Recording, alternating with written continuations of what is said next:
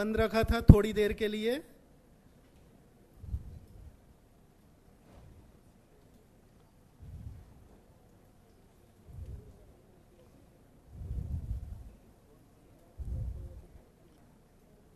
हाँ, प्रणय सर अभी आएंगे 6 बजे। 6 बज गया, मतलब जस्ट ज्वाइन करने वाले हैं हमें। ठीक।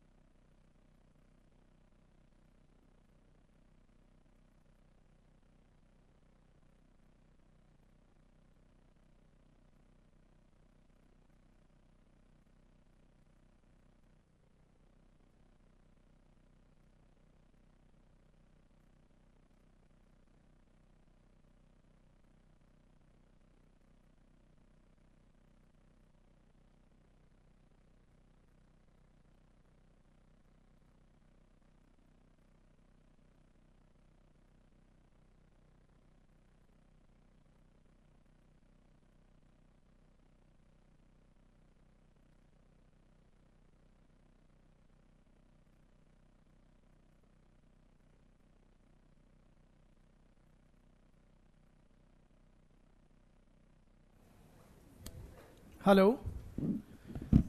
Hi friends. And welcome to IS Gurukul.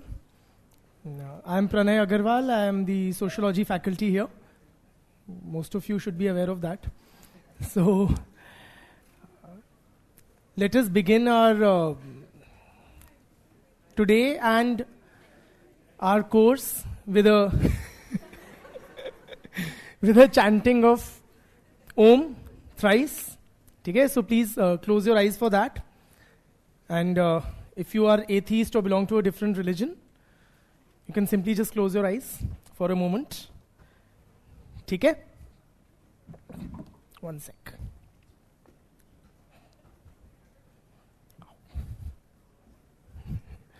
Chaliye.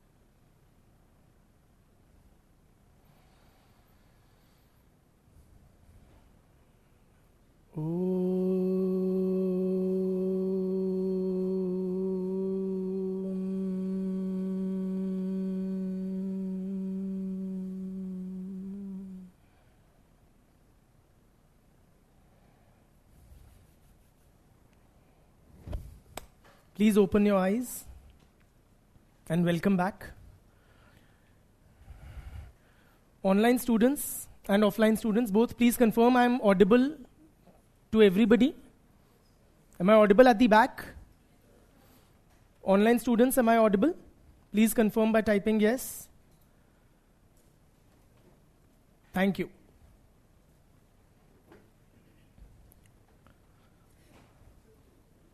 Yes? ठीक है. So friends, today is an introductory lecture where I'll be sharing with you broadly what we have on the agenda for the day. I'll be sharing what will be my pedagogy or teaching methodology, how you are expected to make use of this course or what you are expected to do over the next 4 to 5 months to derive maximum benefit from the course and connect with the subject of sociology and maximize your score to whatever extent possible in the exam. I'll be also addressing some recurrent doubts that a lot of students have based on my experience, and then of course you are also welcome to ask any doubts you may have during the this thing. You can simply raise your hand and ask doubts. I'll be also asking you every now and then to, for any doubts that you guys have. Okay? So that is that. Regarding how we will be proceeding in the course, so we will have classes mostly 5 days a week, Monday to Friday. Some weeks I may request you to also come on Saturdays. If, in my assessment we are lagging behind like where we should have been, and there's a certain ground I need to cover or some such criteria. Otherwise, mostly 5 days a week. It will be a 2.5 hour class with possibly a 5 to 10 minutes break in the middle. I will not be following the sequence of topics given in the syllabus. It will be slightly modified sequence that I'll be following. How and why it has been modified? The reason it has been modified by me is because to me it seems it makes greater logical sense to study it in that modified sequence. So it's much easier for a student to understand. How it has been modified, for example, if you pick up your sociology paper 1 syllabus, you have the first unit is the discipline of sociology, the discipline. It's kind of an introductory this thing, within which the first topic is the emergence of sociology. And then you have sociology and common sense, sociology and other disciplines, like what is the relationship of sociology with anthropology and political science and psychology, etc. Right? The second unit in paper 1 is sociology as a science. So we discuss whether it is a scientific discipline, can the scientific methodology be followed in sociology, what are the counter views to that, etc. The third unit is sociological research. And the fourth unit is thinkers.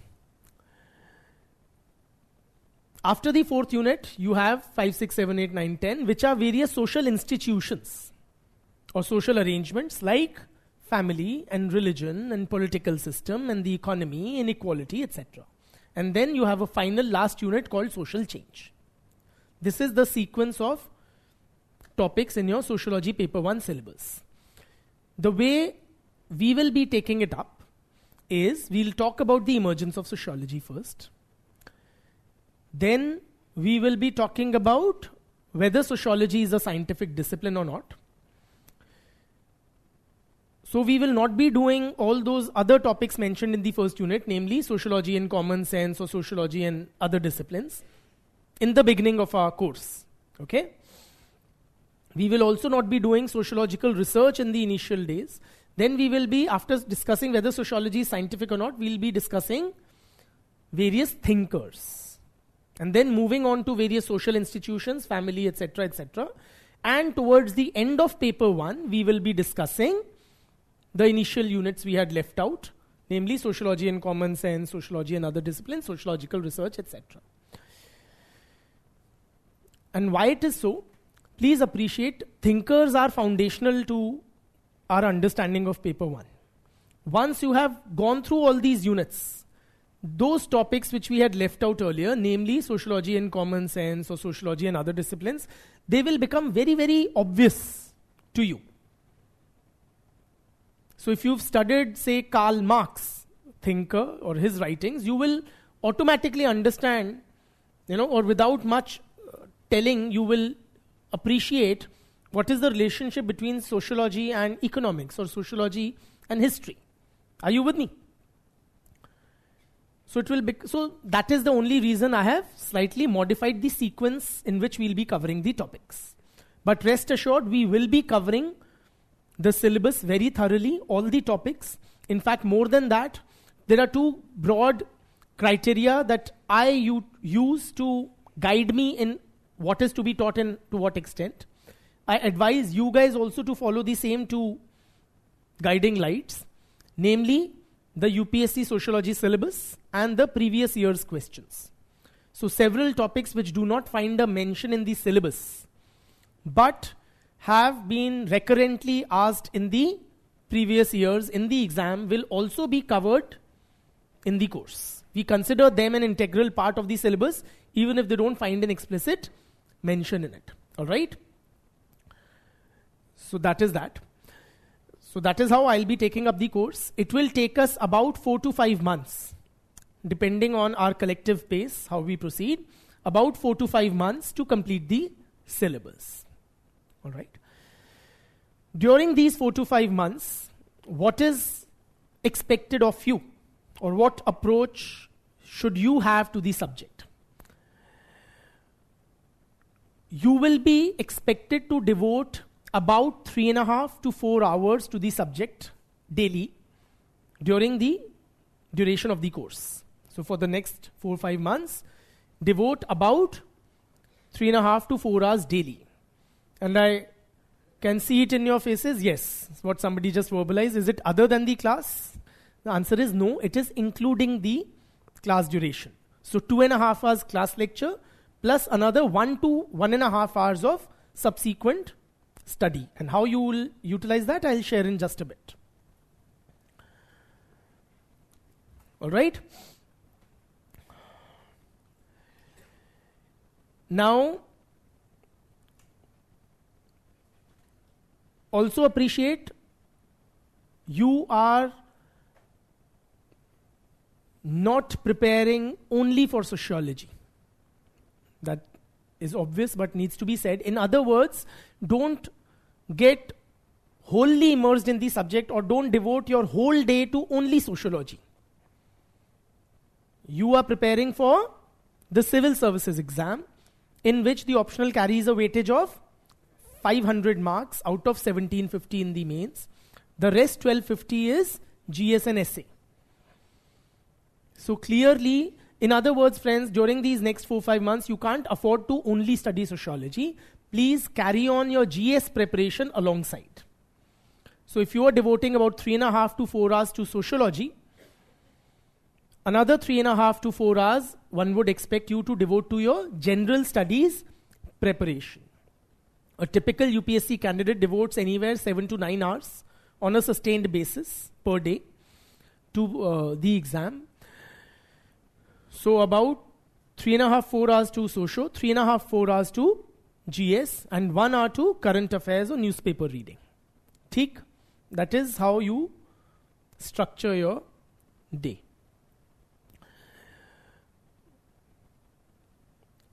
Now, what does one require to score well in the sociology paper? What is the approach one should have? And a lot of people, frankly, also have a nagging doubt that I have taken a decision opting for sociology, but is it the right decision? Le to liya, par sahi liya ya nahi liya? The answer to that is, you want to hear that, a very emphatic yes. The answer to that is time will tell. Okay? And what it depends on is how much effort you put into it. The subject is pretty decent in the sense you do have many candidates getting selected every year with sociology optional. But then again, not everybody with sociology optional would clear the exam.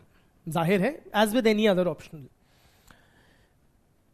The subject is easy to understand and easy to connect with.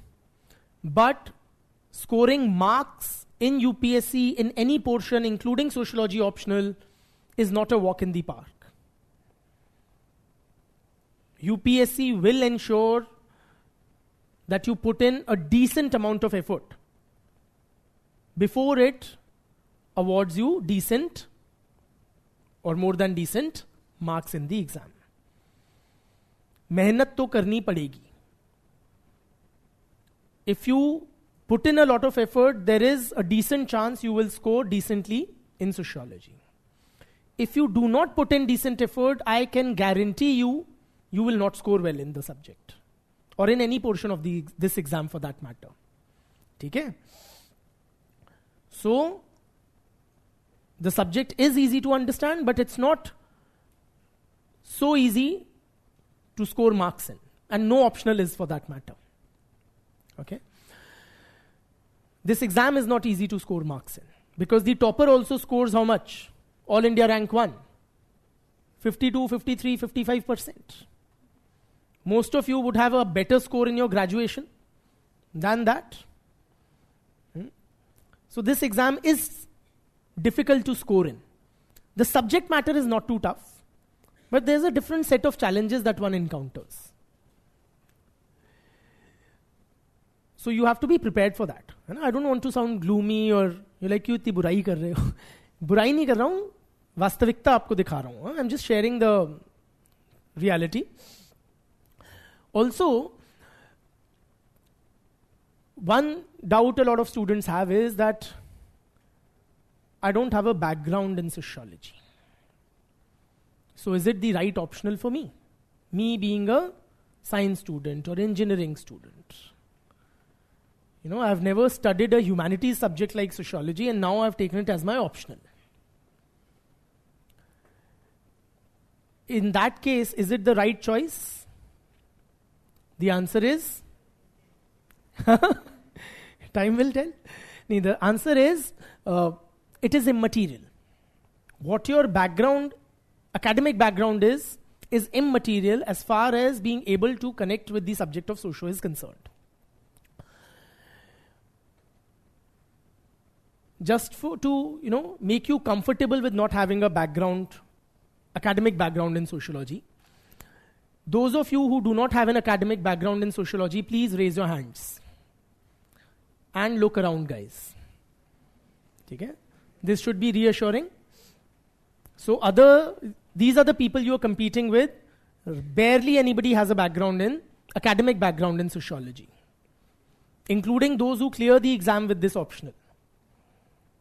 In fact, most, for some reason, 60-65% tend to have science and engineering background, those who take up sociology or clear with it.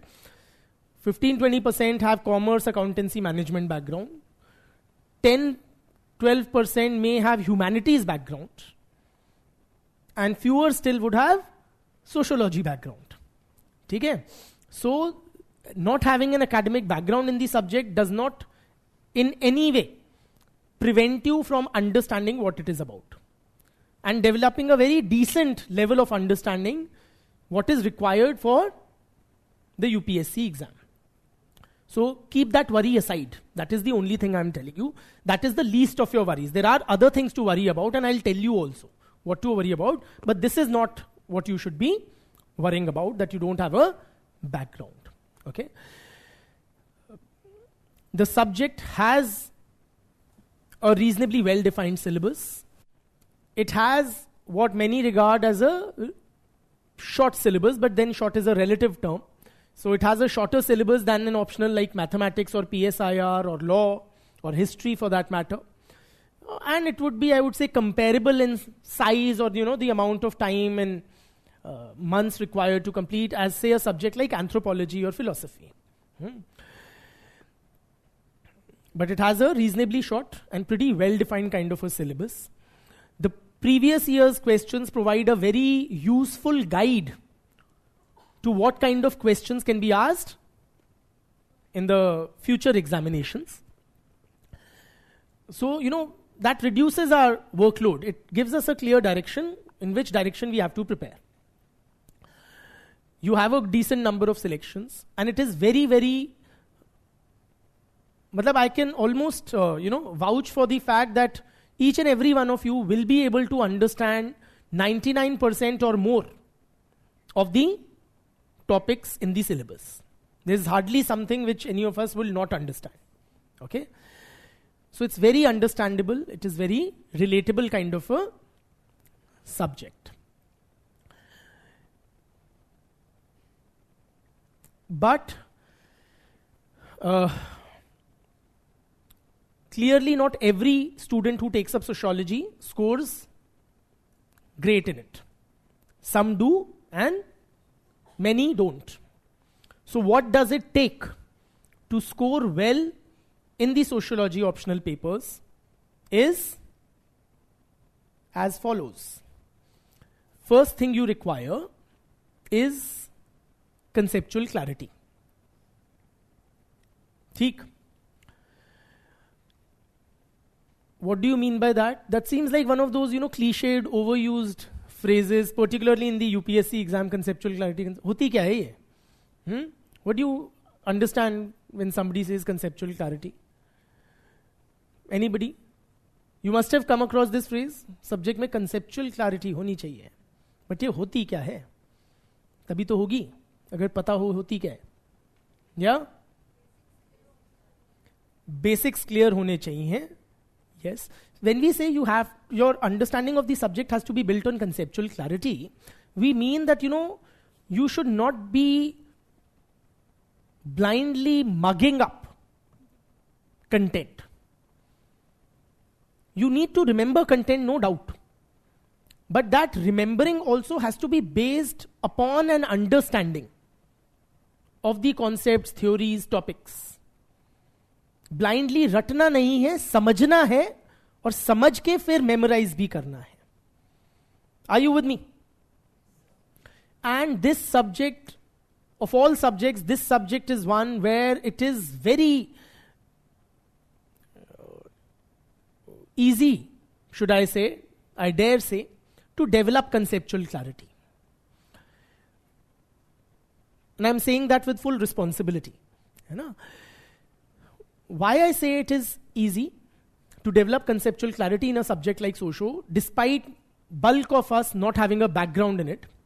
We may not have studied it in books, but we have lived our lives 20, 21, 25 years in the society. So we have some... Is family alien to you? पता है family क्या theory है, क्या चीज है? पता है, you have lived in it. Yes or no? You may not have studied it in किताबें, in books, but you have a great deal of experience living in a family. This is what we study. We don't study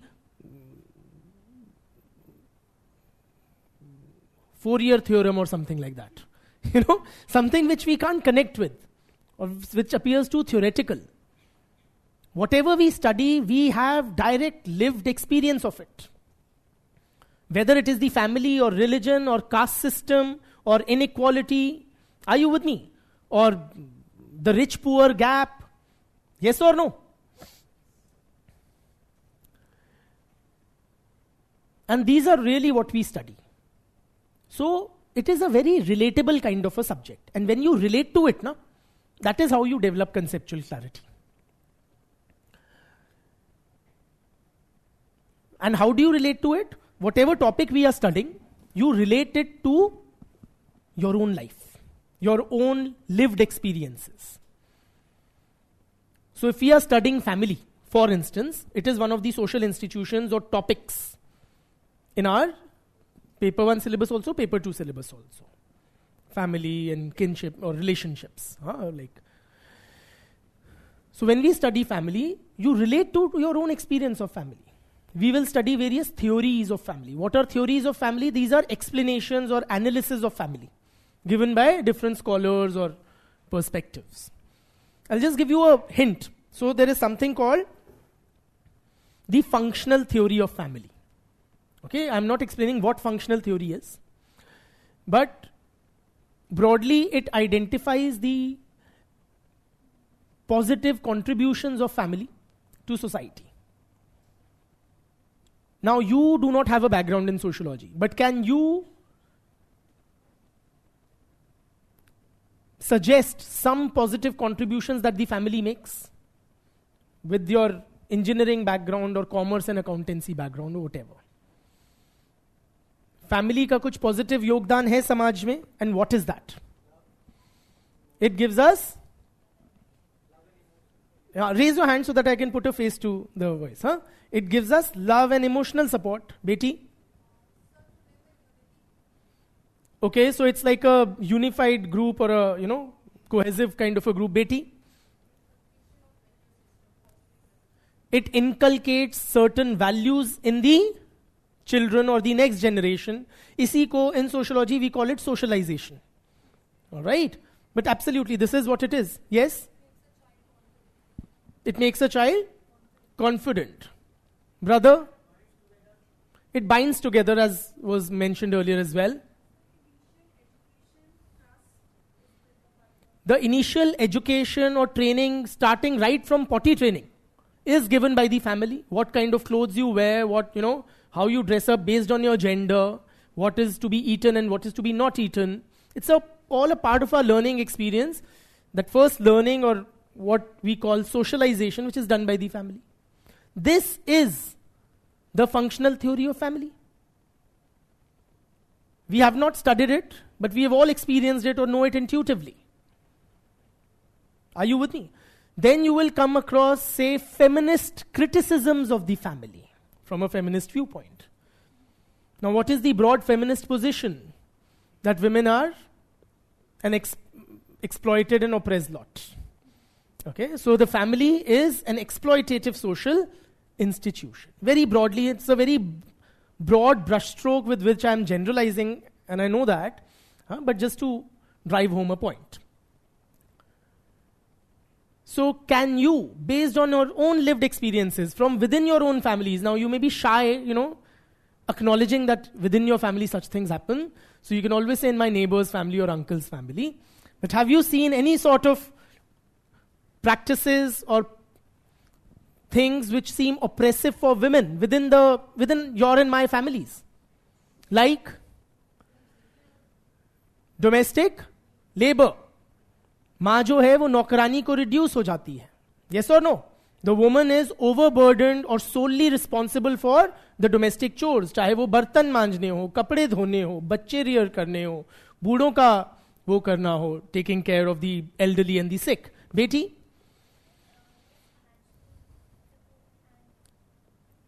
So women are financially dependent on the male members. Yeah, you look at the property ownership patterns within your own families. Whether your father owns most of the property or your mother does. And when push comes to shove, whether you will get the property or your brother does. Beti? The men have greater say in many of the decisions. Domestic violence. Yeah?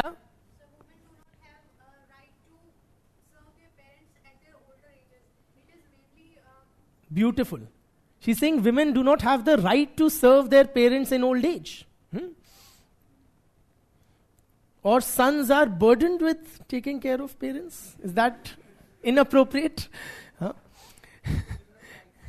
Yeah, they don't have funerary rites or, they can't perform them. Absolutely.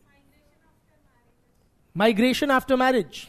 तो ये तुम्हारा घर नहीं है ना, तुम्हें अपने घर जाना है, ये पराया घर है. Yes or no? तुम पराया धन हो. Dowry. Practices like dowry. How many of you, all my educated, city-based, liberal-minded, now students of sociology kind of male students will take dowry? None will raise their hands, but nearly all of them will. You know? In fact, you will also, after having studied the subject, you will also develop a rationale for dowry. You will be able to legitimize and justify it. Huh? Yes? Okay. So, we have a prime candidate. Chaliye. So, point is, we have not studied the feminist theory of family. We have not studied the functional theory of family. Yet, we are able to appreciate what these theories say. Different scholars also say near about the same things. Are you with me? So the point is, friends, the subject is very, very relatable. The more you connect with it, you link it to whatever is happening in your own social world or in the wider society, the better conceptual clarity you will be able to develop. Are you with me? So don't take it as theory that this fellow said this or usko rat liya. If you do that, now in our education system, a lot of clearing of exams, etc. is based on ratta. And I completely concede that and know that as an educator. It's fine as long as it works. In the UPSC exam, it is difficult to work with pure ratta or purely mugging up because, the exam cycle is very long drawn. Unlike, say, college exams, etc. So what you are studying here today, or the next 4 months, you'll be using it 1.5, 2 years later. At the very least, 1 year later. Yes or no? If you write the mains next year, after clearing the prelims, which is a hurdle in itself.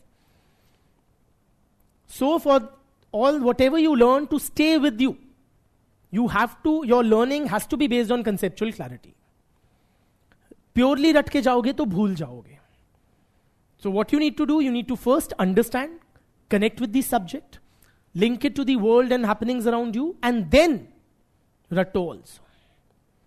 Okay? You need to revise and remember things also, but based upon a clear conceptual understanding. Clear? So one thing you require is conceptual clarity. Second thing that you require is multiple revisions. Multiple revisions. Once you understand the subject and connect with it, it seems quite easy. It seems very intuitive. इसमें पढ़ने का क्या ऐसा लगता है, in fact? What is there to be taught or to study in this? Why are you teaching such basic things? A lot of my students wonder. The challenge then remains to remember and quickly recall. See, you are not here learning for the sake of learning. Like it or not. You are here learning for the sake of clearing a specific exam and pursuing a particular career. समझना आसान है, याद रखना is a challenge. And to be able to recall in the examination hall quickly, and you need to recall quickly, and reproduce it on the answer sheet, you require quick recall. You require multiple revisions. How many revisions? Multiple, very good. But how many? If we have to quantify that multiple, minimum 5. And I'm saying it in all seriousness, not to intimidate you guys. Minimum 5 revisions of the full syllabus you will require. And how you will achieve that, we'll try to figure that out as well today. So I'll be suggesting you a way. 5 and more revisions is what we'll be targeting before the actual exam, so that things are literally on our fingertips and can be spelled. In the examination hall situation, you don't have time to think. You are so hard pressed on time.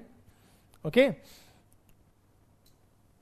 So for a 10 marker, you get about 8 minutes, within which you have to read the question, interpret it, recall what is to be written, develop a rough sketch or an outline, what you will be writing, and doing the actual writing. So things need to be literally on your fingertips, which requires multiple revisions. All right? Third thing that one requires is linking with what? Yes? Syllabus. Of course. But linking the syllabus topics with what? Current affairs. Good. If you raise your hands, I'll be able to give you shabashi or brickbats, whatever you deserve for that comment. But raise your hand so that I can put a face to the voice. So, current affairs linkage. That brings us to the question ki bhaiya, how important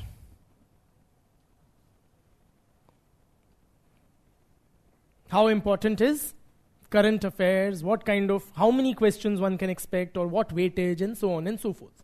And the second part would be, how do we tackle or study current affairs specifically for socio. Let me address the first part now. Second part I'll be discussing as we move ahead. How important is current affairs? Quite. If I have to quantify that quite, or elaborate upon it a bit, I would say direct questions from current affairs in sociology papers are limited. In paper one is mostly static. When I say it is mostly static, I mean that you rarely get a question that something has happened, something is in news, and you get a question from that in paper one. That would happen rarely. All right? So, to that extent, current affairs is more relevant in paper 2. In any case, much of the news that we consume is about our own society, Indian society. Paper 1 is fundamentals of sociology, which developed in the West. Paper 2 is about Indian society. So, in paper 2, you would get some current affairs questions. How many? Are you aware of the question paper format?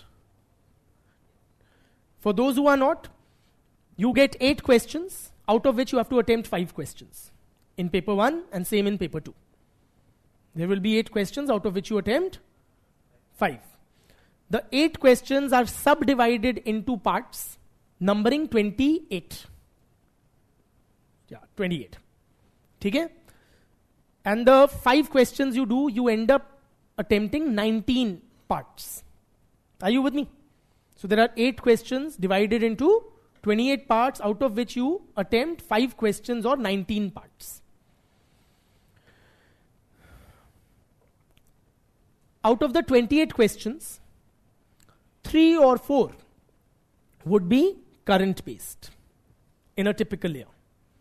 Meaning something has happened, something is in the news, and you get a question on that.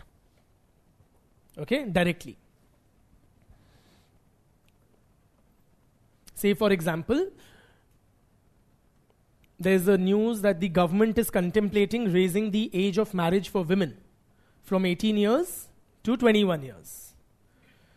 So you may get a direct question in paper 2, what are the social implications of raising the legal age of marriage for women? Are you with me? Or the government is contemplating, it is on the BJP's agenda to bring about a uniform civil code. So you may get a question, write a short note from a sociological perspective on the uniform civil code. Such questions would be, in a typical year, about 3 to 4, directly from current affairs in sociology, mostly in paper 2. Theek? But the importance of current affairs is not confined to these questions. Even in the other questions, you are advised to, and reasonably strongly advised to, bring in a current affairs dimension, at least in some of your answers. Even if the question is not directly or explicitly on a current affairs issue or topic. For example, you may get a question on patriarchy, a very broad term, a question on patriarchy. On your own, you should be mentioning the hijab ban. Are you with me? It's not a direct question on the hijab ban, but you can talk about hijab as a tool of patriarchal control over women's bodies in the context of the hijab ban in Karnataka. Are you with me? Or if there is a question on, write a short note on ethnic conflicts. You give the example of Manipur, the Manipur violence which is unfolding as we speak. The question is not directly on the Manipur violence, but you bring it in. Are you with me? So when you do that, why should you do that? When you do that, it sends a positive message to the evaluator that you have not mugged up the subject or its theory and simply regurgitating it or blindly reproducing it in the answer sheet. You have understood the subject, developed a connect with it, and you can link whatever theory you have come across with the social world around you. And that makes your answers more marks fetching. ठीक है? So that we can do frequently. We of course cannot do it in all questions. But in several or wherever we can make a decent attempt. And the second part, how will we know where and what to bring and what all to study, we will discuss today itself, but in a later part. Okay? So current affairs is important. It's not as important as, say, in PSIR, right? Which is very, very dynamic, and IR is ever evolving. Modi ji is always traveling. So it's not that kind of a current affairs emphasis in socio. But nevertheless, current affairs does help to make our answers more marks fetching. Okay? So current affairs linkage, we discussed about conceptual clarity, multiple revisions, current affairs linkage, and last but not the least, absolutely, kitni? Very good. Tons of answer writing practice. A lot of answer writing practice.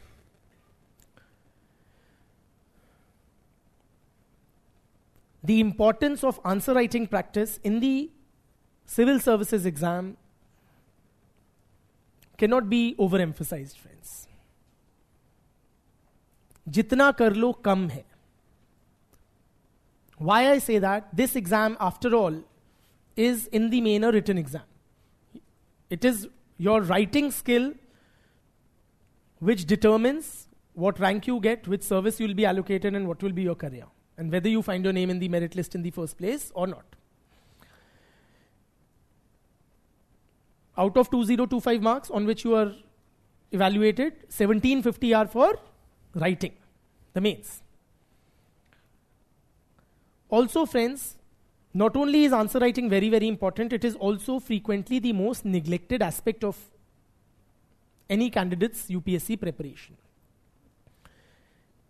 Look at it positively. If you focus sufficiently on it, you can have a distinct edge over your peers. Because despite my repeated exhortations, most of you will end up ignoring it for reasons best known to you. Now,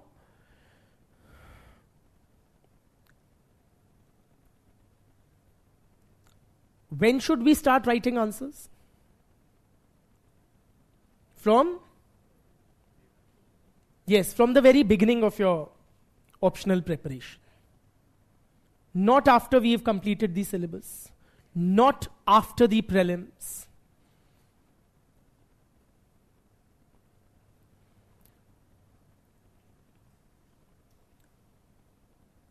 Every week you will get a weekly assignment. Whatever topics are taught to you Monday to Friday, on the weekends you get an assignment. Please, for your own sake, write. Attempt those assignments and submit them. Dhanyavad bhaiya.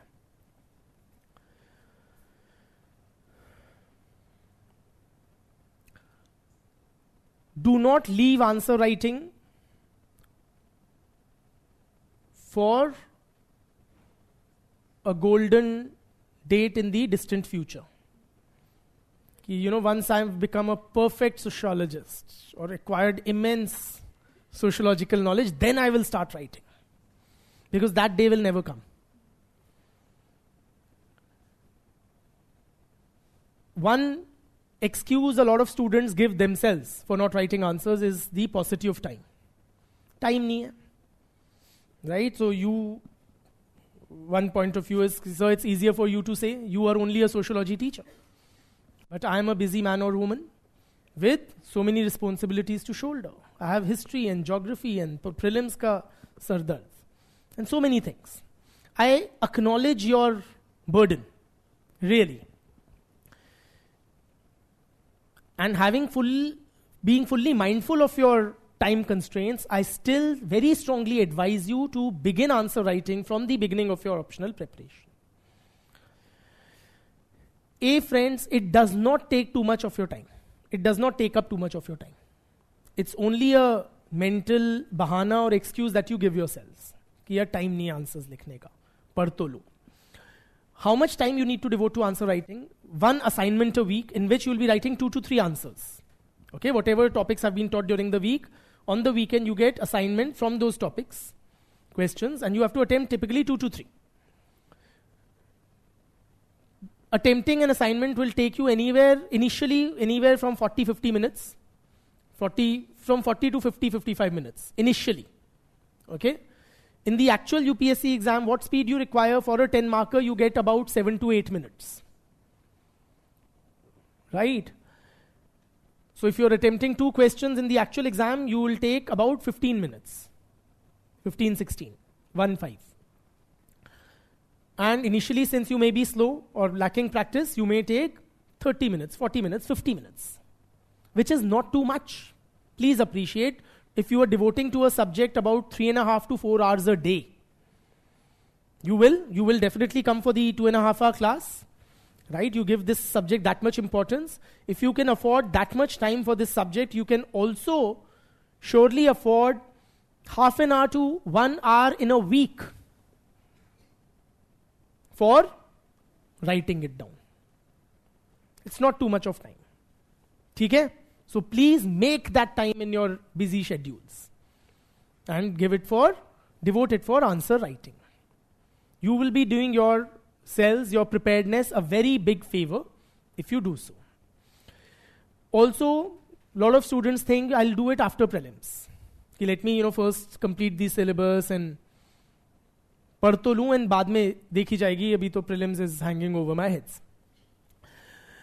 The time you have between prelims and mains is not adequate to begin with answer writing and master it sufficiently.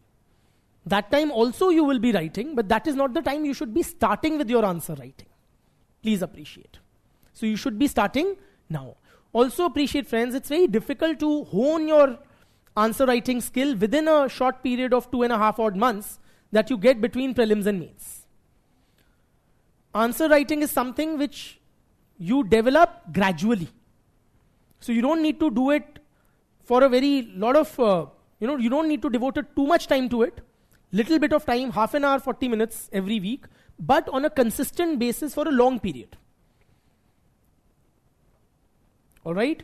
And in any subject, friends, in any subject, and it also holds true for sociology, it is one thing to be able to understand it and quite another to be able to write it. Same thing that you know. If one were to ask you, आपको ये समझ आ गया? आप कहोगे हाँ आ गया. If somebody says you लिख दो, you look blank. Really, it happens to the best of us. Or if somebody were to tell you कि explain to him, you will explain to him कि देखिए ऐसा हुआ था, ये concept है. But लिखने में we get stuck. So you need to break that inertia and get down to writing. We will have a dedicated, detailed lecture on answer writing as well. Sometime during the syllabus, possibly in the second week. Okay? Because the first assignment, I want you to write freely without any diktats or guidelines from me.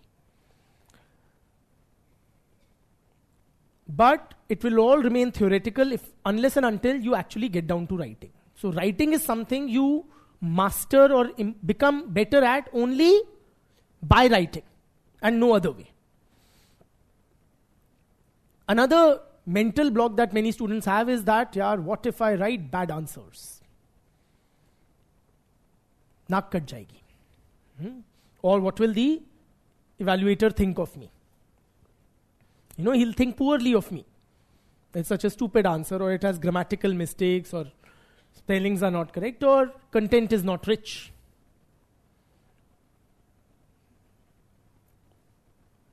Please don't carry such unnecessary burdens in your mind. The good news, friends, is that the examiner doesn't care. Right? So free yourself from that mental burden. He really couldn't care less about forming an image of you. And the best of people, okay, including those who clear the exam, many who don't, you improve your answer writing only by writing. So you all start by writing bad answers, and with time, you improve upon. Various things will improve. The speed will improve, expression will improve, presentation will improve, everything will improve. And you will yourself witness it, but do it on a consistent basis, week after week after week. ठीक? करोगे? Raise your hands, those who will write answers regularly. Thank you. Raise your hands, those who won't. And I'll ask the person sitting next to them to break that hand. So point is, friends, don't just raise your hands, but also do it. Okay? For your own sake. If you don't do it, I am better placed with fewer copies to evaluate. Okay? But it will be a great disservice to your own exam preparedness. So for your own sake, please take it very, very seriously. Make answer writing an integral part of your preparation and from the beginning of your this thing. In GS, of course, you can perhaps take up answer writing a tad later or more into the syllabus. Because GS is more spread out and different topics, different teachers, many other things are there. But in optional, in sociology in particular, you can and should begin your answer writing from the very beginning.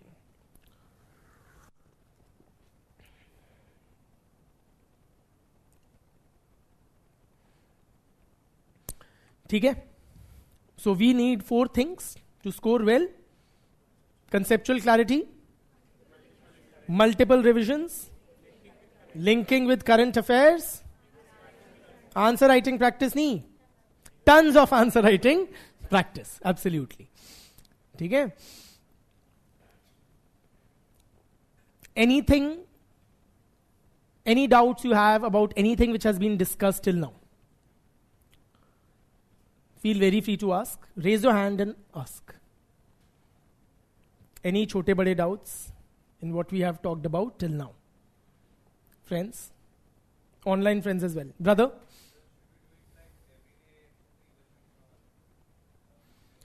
How to do the answer writing every day or weekly basis? That is the question.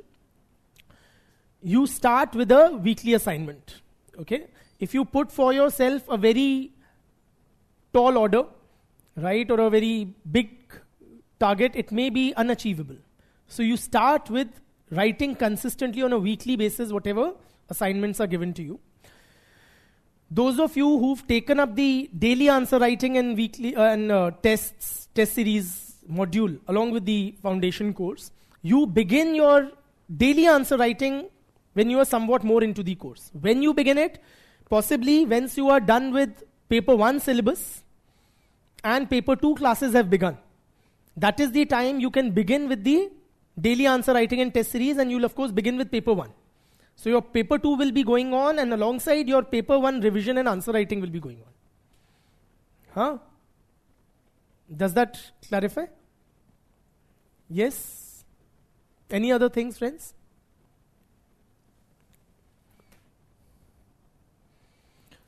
Okay. We have a couple of questions. How much overlap is there between general studies and sociology optional? So, in GS papers 1 and 2, you have a portion of Indian society, social issues, social justice. Several social movements are also there. Okay, like women's movements, etc., tribal development, many such topics are there. In GS 1 and GS 2, their weightage would be, I suspect, somewhere in the range of 40-50 marks, near about, each paper. So out of 250 in GS1, about 40-50, and a similar near about in GS2.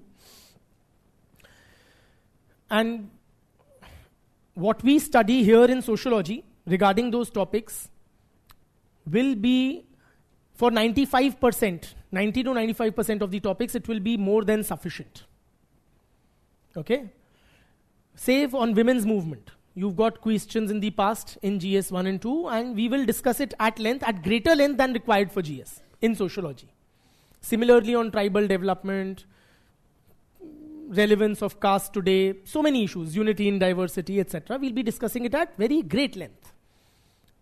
Okay, amply sufficient for GS papers also. But some topics which may be of importance in GS 1 and 2 will not be covered in sociology because they are not a part of our UPSC sociology syllabus. And our focus here is sociology, and any GS coverage alongside is incidental, I would say. Right? So for example, children related topics, child marriage or child abuse, etc., Juvenile Justice Act, all these things we will not be discussing because they are not there in our sociology syllabus. But they may hold importance in GS. Are you with me? Or say issues like drug addiction. Now drug addiction we will mention in passing. There is this topic in paper 1. There is a thinker called R.K. Merton. Amongst his topics one is deviance. Drug addiction is a type of deviance. So in that context, in passing, we may mention drug addiction. But we will not be discussing the drug addiction or the issue in India at length about the golden quadrilateral or drugs are supplied from here or why Urta Punjab. Yeah, all of that we will not be getting into, or the NDPS Act or this or that. Are you with me? But for 90-95% topics, we'll have a decent grounding here in sociology. I hope that addresses your question, bete. Another question is, what exactly is the difference between anthropology and sociology? Okay, so let me say the two are regarded as sister disciplines. Anthropology and sociology are regarded as sister disciplines. In fact, in many countries, including India, in the early days of the inception of these disciplines, they were not even segregated. They would be a combined kind of a department of sociology and anthropology in many of the universities. What is the difference exactly? And also, let me say, both engage in the study of society. Now, what is the main difference between the two? Anthropology basically studies or focuses on studying primitive societies or small scale tribal groups. While sociology emerged in the context of studying the process of modernization, and the main focus is on studying modern society, the process of modernization, or large scale societies. Okay, and this is of course a very, very rudimentary kind of this thing, but I hope it suffices for now. How to revise? Daily, weekly, monthly basis. I'll be coming to that.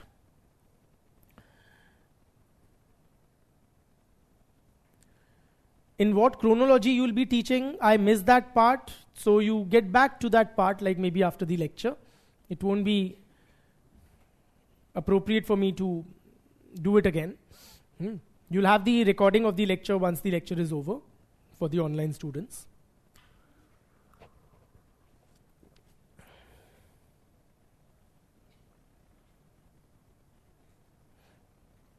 Have we discussed about the sources?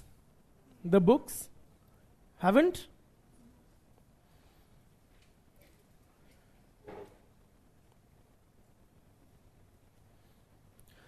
Okay. So coming to the resources, one of the students is also asking, and of course it's a very pertinent question. So what are the resources one should be referring to for sociology?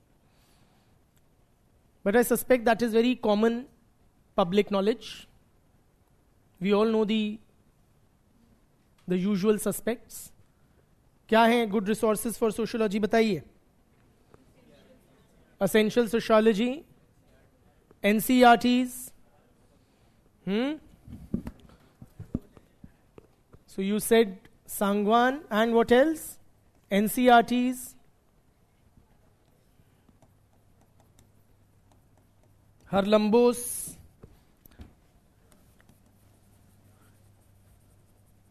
There are two Harlamboses. One is the blue Harlambos, which is also in green now, the big fat book, and the orange Harlambos. Yeah. What else? Sorry? Ritzer. Or IGNOU material, but ऐसे कैसे? IGNOU BA material and IGNOU MA material, और ठीक है, they are like, they are not your study source, they are of course like a useful guide. What other books have you heard of? Yeah? Only these? None other? There are many, yeah? None for paper 2? Ramahuja. What else? सारे sociologists बोल डालेंगे हम. श्रीनिवास, बिल्कुल. What else? Sorry? हाँ, नागला ना, हाँ, Nagla, BK Nagla, और SC Dubey, और ठीक है, कॉम्पिटिटर्स नोट्स,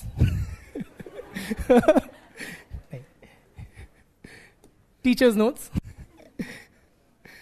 और टॉपर्स नोट्स, फेमस तुषारांशु नोट्स, हाँ, और Yogendra Singh, CN Shankar Rao, Bina Das,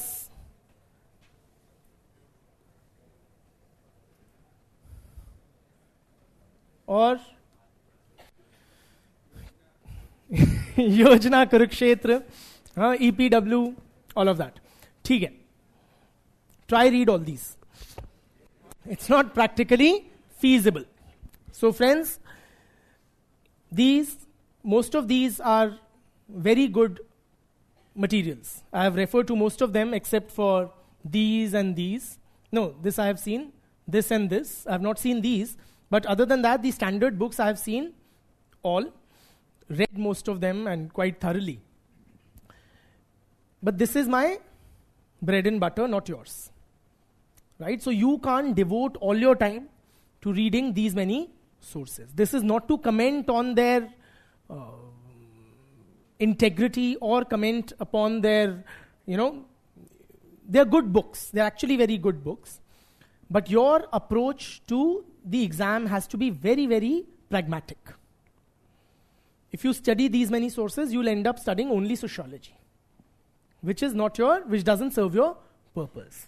So your list of resources or books should be comprehensive but minimal.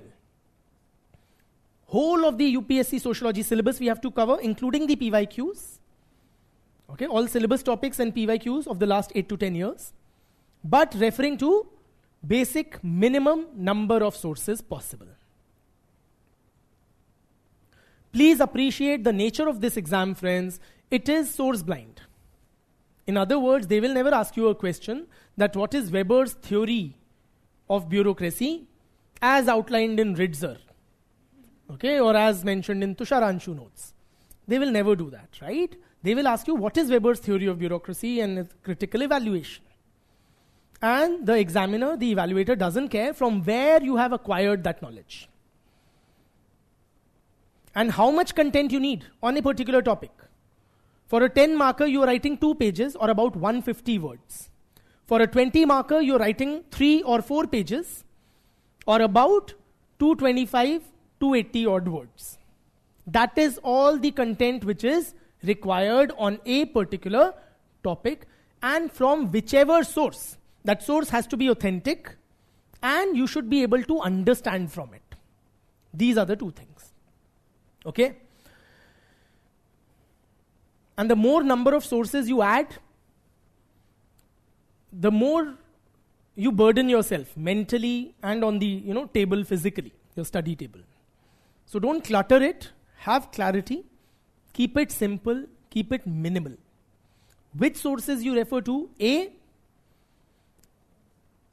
the base will be your class notes. Your own handwritten, old style class notes. All right? For both papers. Then consider a near mandatory read. Essential Sociology by Nitin Sangwan. This one. All right? Second edition. It's a single book which covers both papers. So you don't have like two books, it's one book which has both papers in it.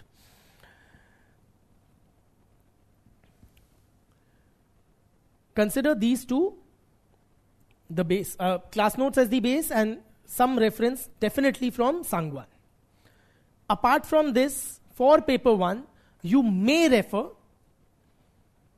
two additional sources I'm mentioning. Harlambos and Holborn. The name of the book is Sociology, Themes and Perspectives by, do you want me to write?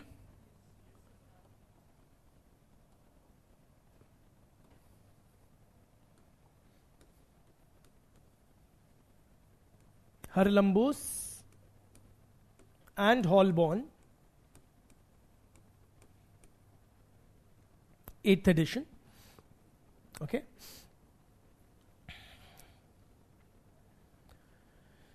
The name of the book is Sociology, Themes and Perspectives. Okay, so it comes in two colors, blue and green. Both are same and both are good. The smaller sized book is by a different set of authors, Harlambos and Held. Okay, and that is orange in color, and that is not to be taken up because it is slightly dated in content. This is more updated, okay, and more recent studies and more useful for our purposes. Okay, not the orange one, the blue or green Harlambos, the big thick one. This or the institute material. Which institute? This, not this or that. Okay. The institute material that will be provided to you. For paper 2, your sources will be class notes again as the foundation and supplemented by A. Nitin Sangwan, the same book. B, if need be and if time permits, the institute material. Okay? And the daily newspaper. The daily newspaper for current linkages.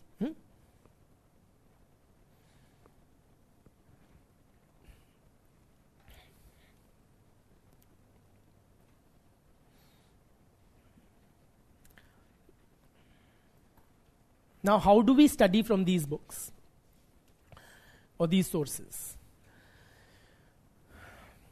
You'll have a 2.5 hour lecture daily. After the lecture, of course, during the lecture, you make detailed notes and also pay attention, connect with the subject. After the lecture, you go back home or go back to your room and devote another 1 to 1.5 hours that had been suggested to you. During that 1.5 hour, what do? One is you look at the lecture notes again. Read them, revise them. Devoting, say, about 20 to 30 minutes to the process. Whatever you had studied today, go home or go to your room before the next lecture. Okay? So either later in the day today or tomorrow, but before the next lecture, you revise your class notes, devoting about 20 to 30 minutes to the process. Then you pick up the reference books. Reference books meaning surely Sangwan. Study the same topic which has been taught in the class from Sangwan. Okay? And if time permits, and you are up to it, then also another material which could be, say, for paper 1, either the institute material or Harlambos and Holborn. Okay? When you refer to these sources, also let me clarify, Sangwan, friends, is a good book in the sense it is written for the UPSC exam. So all of it is relevant content. It gives us, in brief, a sociological content on various syllabus topics and, topic-wise.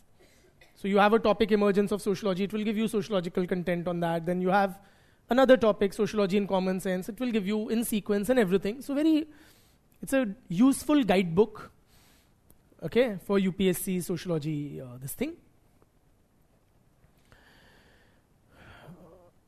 So whatever topic is taught in the class, you say we study today emergence of sociology, you go home and study the same topic from Sangwan. And also if time permits, then another source. Now you don't have to read them back to back. In other words, you don't have to read them very minutely, you have to read them very glancingly. Nazar marni. And anything useful that you find in these books, you can add it to your notes or underline there and then. Okay, highlight there and then. Clear? Please appreciate now, since I'm teaching the same topic and you're reading the same topic in the book, there will be a lot of repetition. There's bound to be. Try to skip through whatever has already been captured in the class lecture. But anything new you find, say some scholar's reference, which was not there in the lecture, or some diagram which I did not share here, and you find it attractive or useful, you make that a part of your notes. So whatever is new, useful, and you can understand, that is what you pick up from the book. It is my earnest attempt to, that 95 to 99% of your content requirements are dealt with in the class itself. Alright? 1 to 5% additions I expect you to do from the reference sources. So for that, you kind of skim through and identify whatever is new from the reference books. Also, Harlambos and Holborn is not written for the UPSC exam.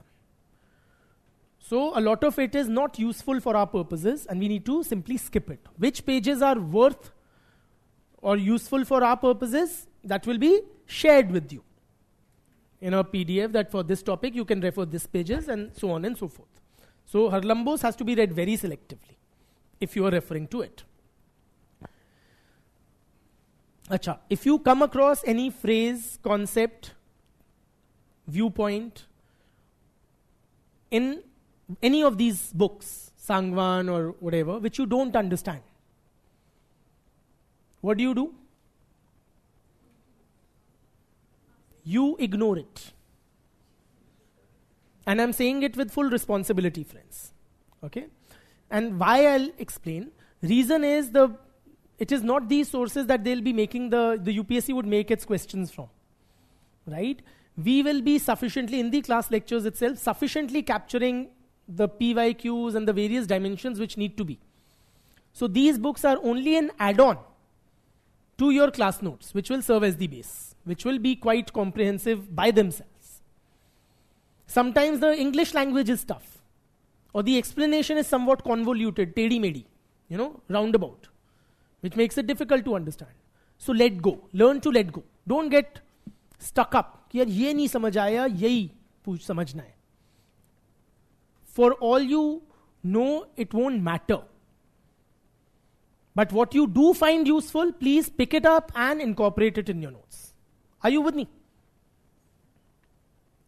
For example, you discuss any theory. Okay, Durkheim's theory of religion. Some scholar, Durkheim, his theory of religion, we have to study, we study. We will discuss it at length. We'll discuss several criticisms of it also.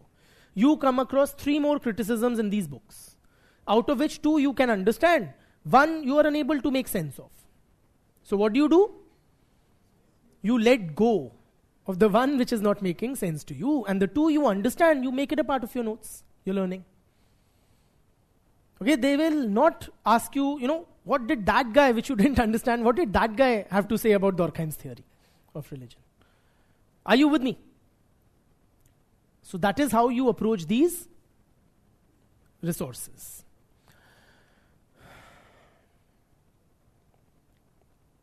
Any doubts regarding any of this? Any aspect? Chhod do, let go. She's asking about NCRTs. NCRTs are decent resource and very useful in other portions for your GS preparation, many of the like history, etc. But for sociology, they are very, very introductory texts. Also, somewhat arbitrary in terms of the topics they are there. Okay, so they don't serve much purpose. I typically recommend NCRTs only to students who are confused or at that stage, when they are still choosing between optionals. So if they have to make up their minds, should I take anthro or socio, I do recommend glance through the NCRTs of both 11th and 12th NCRTs. To that extent, they are useful, but not for syllabus coverage, once you've made up your mind regarding the optional. Theek? Any other? Na?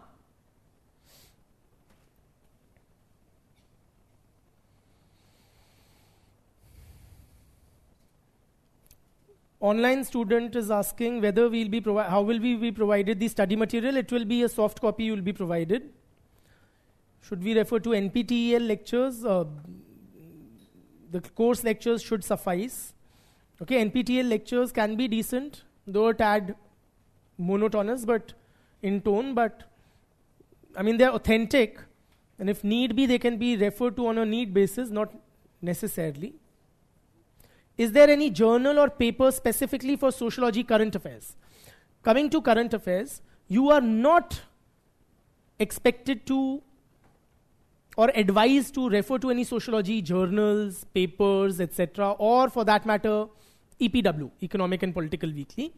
These are good, no doubt, but then, they are a digression for you guys, or they're much more than what you guys need for your purpose.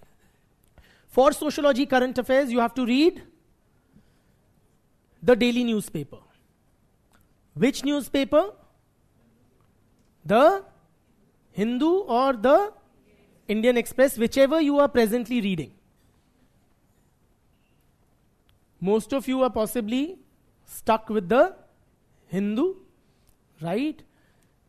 And it is making your lives hellish. So let it do that. Huh? But both Indian Express and Hindu are good. My personal, I prefer as a newspaper overall Indian Express far better than the Hindu, but the Hindu I concede is more popular amongst aspirants for whatever reasons. Both are decent. Whichever you are currently following, keep following that. No specific periodicals, journals, research papers, etc. We are not doing a PhD. We are here for a very limited purpose. Secondly, on the IS Gurukul website, at the bottom there is a current sociology link. You can click on that now and then and glance through the articles which are there. There we have analyzed various current issues from a sociological perspective. Okay? Whether it is hijab ban or uniform civil code. There's this concept of chosen pronouns nowadays. Yeah, are you aware? So you guys use them in your Twitter bios and all? She oblique her, he oblique him. You know? So that fad, whatever, all these things we try to make sense of. Also, friends, I will be doing a lot of that job, since I am also reading the same newspapers, not the Hindu, but the same news I am exposed to, and part of the same society. So I will be connecting various syllabus topics to current happenings or mentioning them wherever this thing. As we proceed into the syllabus, with time you will also develop that facility to link various syllabus topics or various current affairs with the syllabus topics. It is no rocket science. Only an awareness of the contours of the syllabus topics, will help you develop that linkage. For example, there's this news about sexual harassment of female athletes. We can use it on a question on patriarchy or the feminist movement. Yes or no? You have violence in Manipur. You can use it in a question on ethnic conflict or ethnic movements. The Kuki Naga versus Meeti conflict in Manipur. Are you with me? You had the hijab ban in Karnataka. You can use it in a question on patriarchy or law and social change. Are you with me? Or the concerns of the Muslim community in India. Or even questions of secularism and communalism. Yes or no? Now, all these connections that we made, they don't require a deep sociological insight, but only knowledge of what the syllabus topics are. Are you with me? So I'll be doing that. As you get more familiar with the syllabus topics and the contours of the syllabus, you will also be able to do it. Theek? So that is about current affairs. Does that answer it sufficiently? How to read newspaper specifically for sociology. A, you don't read it specifically for sociology. You read newspaper for your overall UPSC preparation. In it, you will come across news regarding various sections of the society. You may come across women-related news items. Okay, you may come across tribals-related news items. Minority community-related news items. Are you with me? Caste-related issues or news items. So, likewise, in our mental map, we will create these broad categories. And then, whenever we come across a relevant news item, we can make mention of that in our notes. So, for example, if we are studying patriarchy in India, or the issues of Muslim community in India, therein we can make a mention, example, hijab ban in Karnataka. Simple. Clear?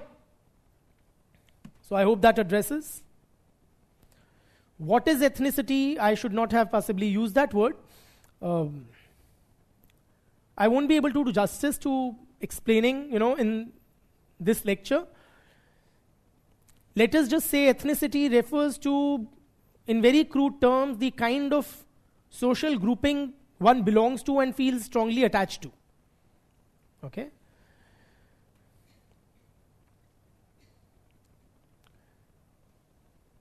Is there any must-read text before coming to the class? The answer is no, there is none. Come to the class blank. I assume you know nothing except for having lived in the society on which we'll build upon. After the class, do the reading of the same topic which has been discussed during the day from the suggested books. Clear? If you read before, it becomes more difficult to understand and, make sense of yourself. Once it has been taught to you, it's far easier to understand from a book. So that for working professionals, will we be provided any monthly current affairs compilation? No special treatment to working professionals. And regarding current affairs, you will have this current sociology link on the IS Gurukul website homepage at the bottom. You can refer to it.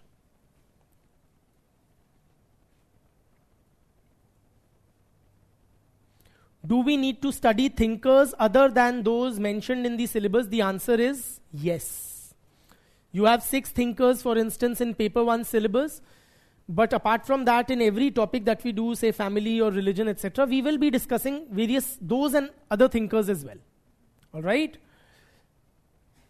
Will you give day-to-day questions for practice? For those of you who have taken up the daily assignment writing, you will be given daily answer writing questions, but that you will begin with the commencement of the paper 2 classes. All right, and otherwise, all the students will be given weekly assignment tests. So that is that.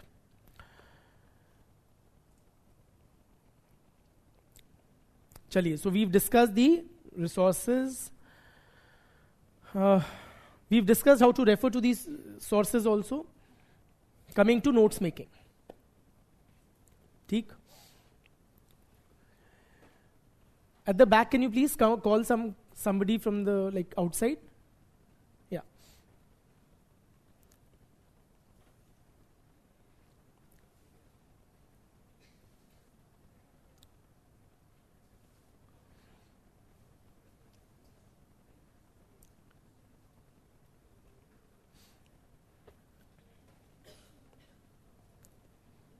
Just 1 second, because she's gone out, so it won't be fair of me to continue without her. So, we were now to discuss notes making. Now, one issue with notes making is that should we be doing it at all? Given the fact that there is already a plethora of books, etc., study materials, or for that matter, I can also give you previous year students' handwritten notes. AC चला दीजिए, थोड़ी गर्मी हो रही है. So should we be, and notes making is admittedly a very tedious kind of a process. So should we make notes? क्यों? जब already है, then why? We are able to put it in simpler words ourselves. Yes, good. So yes, friends, you do have printed sources, books like Sangwan and so many others and everything. Or you can simply take even another student's handwritten notes. Still, I will advise you to make your own handwritten notes for the following reasons. And knowing that it is time consuming and tedious, A, it will help you improve your writing speed, which will come in very handy in the actual exam. Okay? Speed is something all of us are, lacking. Writing speed, and it will help us develop writing speed. Second, it will help you to develop the ability to express yourself in words.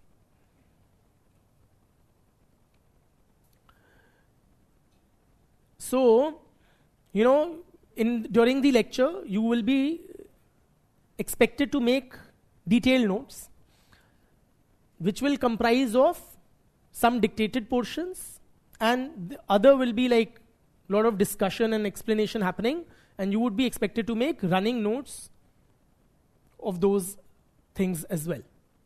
All right? Wherever I feel that I should be dictating, I will be dictating, say, definitions and key features or stuff like that. But then I will, of course, for every 2.5 hour lecture, I won't be only dictating, I'll also be discussing and explaining a lot. Right? And after a brief explanation, I may pause for a bit to give you time to summarize it and write it in your own words. So that will help you or compel you to develop the ability to express yourself, condense your thoughts and express yourself in writing on paper, which is required for this exam.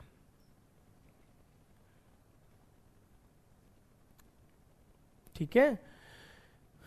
And also, friends, each of us has greater comfort with our own handwriting than another person's. Saaf baat hai. Every person makes notes for their own use rather than another person's, right? So it is always preferable to have notes in one's own handwriting. Also, some students told me this, in fact, and found it very interesting. It also helps in revising. And how that works is there's something called muscle memory. Okay? So that kind of facilitates in recall when you write in the actual examination. Long story short, you are advised to make detailed class notes in every lecture. On the weekend, so 5 days a week, during the class you'll be making class notes. On Saturday, you are advised to do what? Okay, let me say the whole thing, how you are expected to, or what you are expected to do. 5 days a week, you'll be attending classes 2.5 hours, during which you'll also be making detailed class notes. You go home before the next class, revise and recall twice, plus use the reference books or book. Okay? If time permits, then 2 sources, otherwise at the very least, Sangwan. Okay? On Saturdays and Sundays when you don't have classes, what are you expected to do? A, revise the whole week syllabus. Like I had said, we'll need multiple revisions earlier on. This will be your 3rd revision. So twice the same day, 2 revisions the same day, 3rd revision on a weekly basis, or whatever was covered in the previous week, the whole week syllabus. And also make summary notes over the weekend. Summary notes matlab only the main things. Say the topic heading, the book in which it is mentioned, right? The scholar who gave that concept, the definition, features, 1, 2, 3, 4. Just the listing of the features, not their explaining or elaboration. Are you with me? Some criticisms, that's about it. So whatever detailed notes in your lecture notes, if you have a topic in say 7-8 pages, in the summary notes you'll have them in say 1.5 page. Because during the class you will write extensively. You can't even discern very frankly what is to be written and what is to be not, practically speaking. So you end up writing everything. A lot of students end up writing everything. Right? On the weekend at leisure, you can like look back, acha, ye to maine 3 baar likh diya. I also tend to repeat, like you must have noticed by now. I tend to repeat so that it gets to you, basically. So it will also happen during the lecture. So you might end up writing the same thing twice or thrice. So in your summary notes, you mention things only once and only the key terms, etc. And these summary notes that you will make, they will come in handy later on for quick multiple revisions. So on the weekend, you make summary notes, revision of the whole week syllabus, and on Sundays, the weekly assignment test. Right. Okay? So this is the schedule you are expected to follow over the period of next 4 to 5 months. Theek?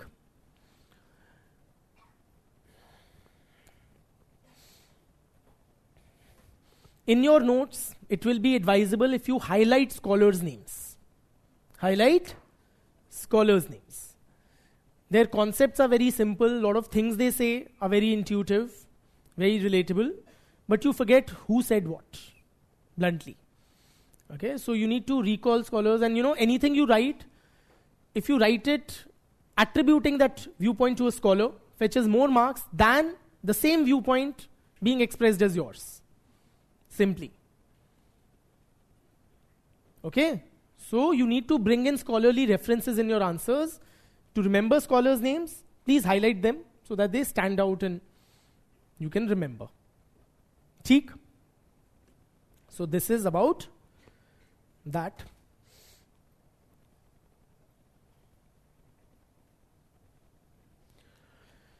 Some questions are there demanding my attention. Does the course start with NCRTs, means from the basics? It starts from the basics, but not from the NCRTs. So I'll not be referring to NCRTs, but yes, we will be taking baby steps into the discipline of sociology.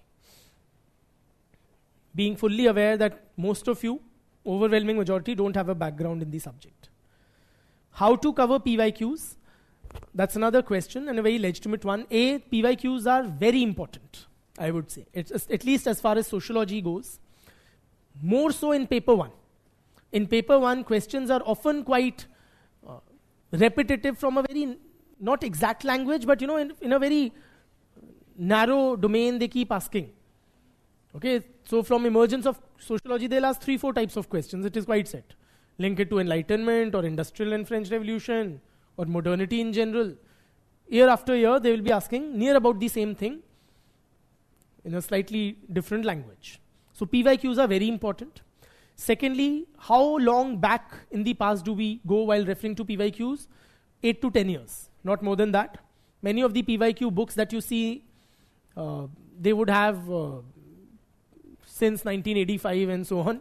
Don't go that back in the past. Okay, you need to draw a line somewhere, and 10 years is a decent horizon. Thirdly, how to cover PYQs? So, I will be mindful of what is being asked in the PYQs during the lectures. So, I'll be doing much of that. Secondly, during when you attempt the weekly assignments, they will also be sufficiently, PYQs will be sufficiently, not all of course, but sufficiently reflected in the weekly assignments. So when you open that, you run through all of them, try to frame answers in your mind, write a couple of them, and that is how we do it.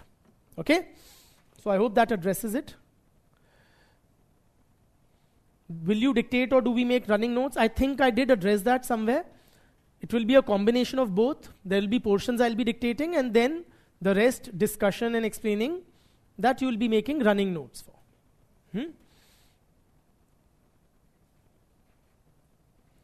Will there be any support from the institute side even after the course completion? You can, of course, revert for any kind of aid you require, or if you have not, later on you are opening your notes and you are unable to recall what this means or that, you can always revert and we'll be very happy to oblige you. Explaining whatever this thing you need. Okay? Any doubts, friends, from here? Anything? Any big or small? Anything? Raise your hands, please. Yeah. Sorry? The weekly tests will be online. The weekly assignments that you submit, okay, from the first week, you won't be having classes on Saturdays and Sundays. So to write 2 or 3 answers, it may not be advisable to travel all the way, etc. So you write it from your room or home and upload it on the portal. The submission will anyways be online or on the portal. If you have taken the answer writing and test series module, okay, daily answer writing and test series module, in which you have daily answers being written, given to you and submitting, and on the weekend you have 3-hour tests of 250 marks each. So in that, for the weekly tests, those weekly tests, 250 marker 3-hour tests, it will be advisable to give them over here. Okay? Under invigilation and basically that. Brother?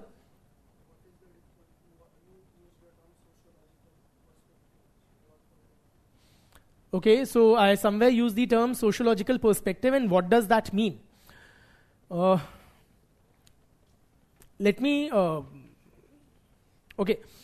I'll be taking up that question at length while discussing answer writing, but let me just touch upon it since you ask. One thing that would make an answer sociological would be quoting the views of sociologists. That is one way of making it sociological. Another would be using sociological terms or jargon, appropriately, of course.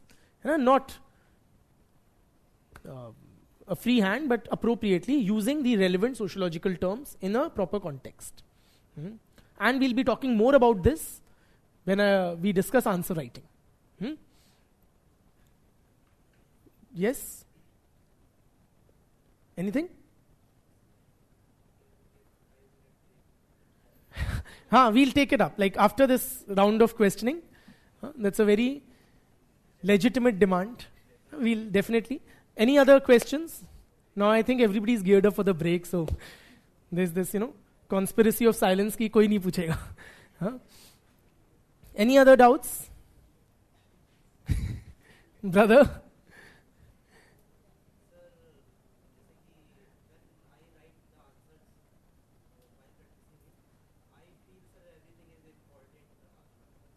हाँ.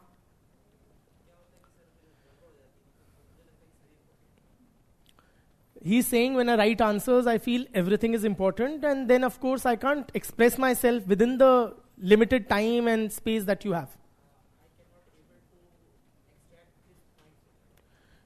So there will be a lot of, and this problem will be there in sociology also. For a lot of topics, you will have far more content than what you can easily fit into 150 words. Yes. For example, friends, you'll be studying about the position of women in society in both papers 1 and 2. Okay? You can get a question, you will have so much content, you can write a 10 to 15 page essay. You can get an essay in the essay paper on patriarchy, and you will have more than ample content for that. You may also get a 10-marker question, write a short note on patriarchy. So how do you condense that knowledge is a legitimate challenge. But then there are certain ways that we employ to overcome it. One is you have to be selective. Not everything that you know on a topic may be deserving mention in the answer. Give me a moment. So say if you are writing on patriarchy, you will, and writing a short note on patriarchy for 10 marks in 150 words, you will be taking a bird's eye view. So you will be talking about patriarchy within the family. How religion is patriarchal, education system, political system, economy. You may know, for instance, a lot of nitty-gritty. You may know a concept of glass ceiling and glass escalator, gaslighting, numerous others, okay, associated with patriarchy or patriarchal bargain. You will learn all these things as we proceed. but you will not use them for a 10 marker in patriarchy. You have to decide the relative importance of this thing. Secondly, when you have more content, which you want to present in a condensed form, you can use some presentation methods. For example, write in points form rather than paragraphs, because you tend to shorten things writing in points form. Some things you represent pictorially or in a diagram. So these are some of the ways, and we will be talking about these things at some greater length when we discuss answer writing. और बताइए? Yes, raise your hand there, please. Whoever said, brother.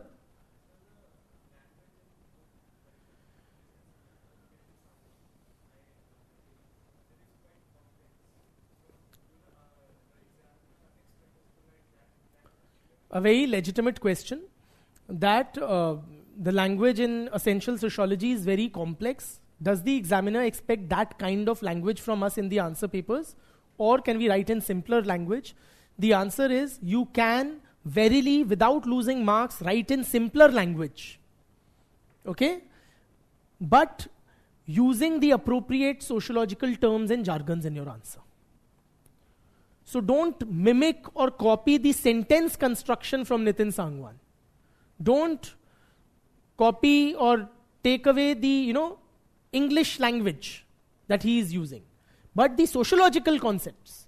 Use your own language, sentence construction. But the sociological concepts. So there's some concept called anomie or alienation given by different scholars. Those concepts you will have to use. They are not so much English, but sociological jargon. And your typical answer or typical writing in sociology would be 90 to 95% English, which should be yours. 5-7% these terms or jargons. Okay? Yes? Beti?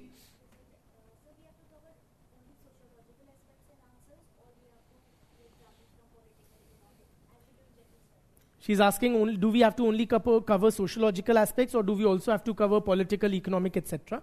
When we say sociological, okay, society in this discipline, we consider it the overarching entity which contains within itself the political system, the economy, religion, family, all of these. So these dimensions which you are, in your question, it is implicit that they are different. They are considered a part of sociological analysis. So will be covered or should be covered in our answers. And just to give you a broad this thing, we will be taking up, just to reiterate, answer writing at length in a detailed lecture. Any other thing about the basics, brother?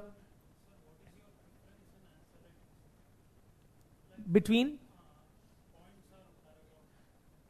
Let's keep it for the answer writing session. I have a well-developed answer to that, but I'll rather give it then, because I'll be discussing various aspects of it. I won't be able to do justice to that question in a brief this thing. Okay? His question was whether to write in para form or points form. We'll be taking that up when we discuss answer writing. Anything else about the pedagogy or how you're supposed to prepare? Beti?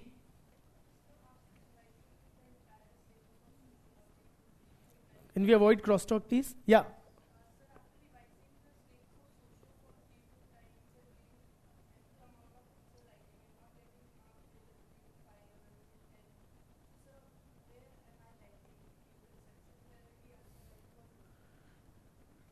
will need to know more about your level of preparation and what sources you've relied upon to be able to answer that question.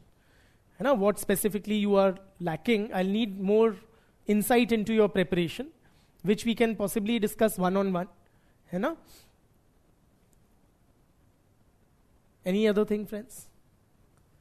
Chalo, you get what you want, which is a well-deserved 5 minutes odd break. Thank you. And then we recommence, don't leave.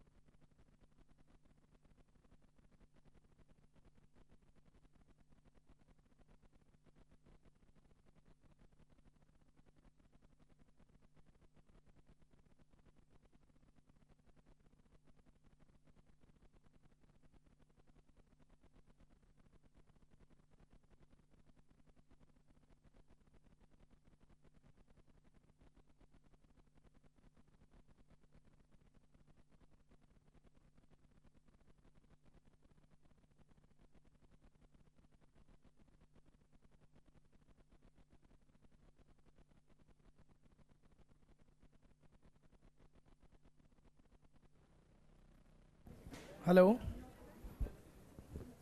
Hi friends. Welcome back. Hope we are a little fresher. ठीक है.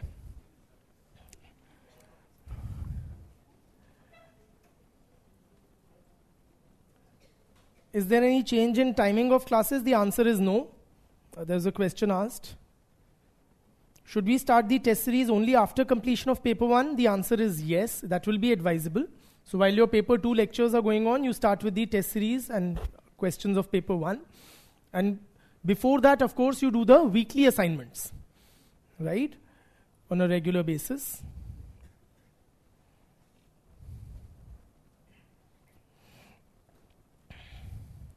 So that is that. Now, let us take a very, very brief overview of sociology, right?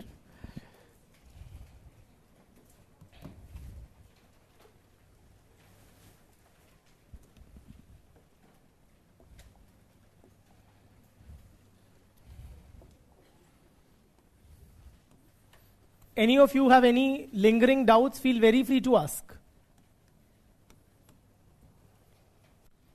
Or you like enough of that? आगे चलते हैं. So आगे चलते हैं. So friends, what is sociology? What do you think it is? I know you don't have a background in the subject, but you have made this choice of sociology as your optional. So some thinking, some research must have gone into it. What did you learn? What is sociology? Raise your hands and speak. Brother?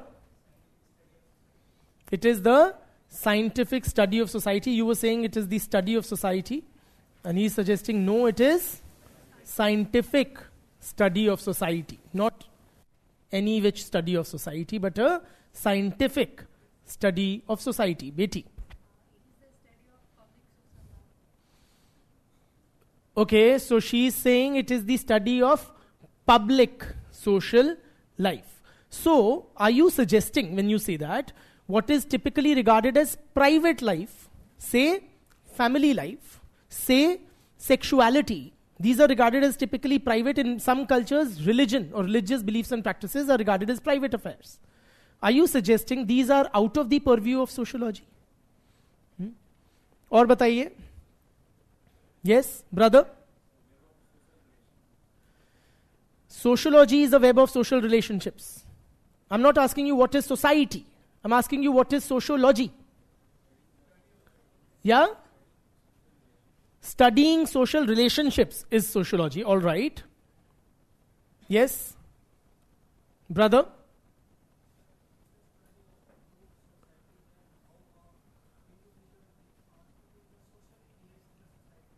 How people or individuals behave in a society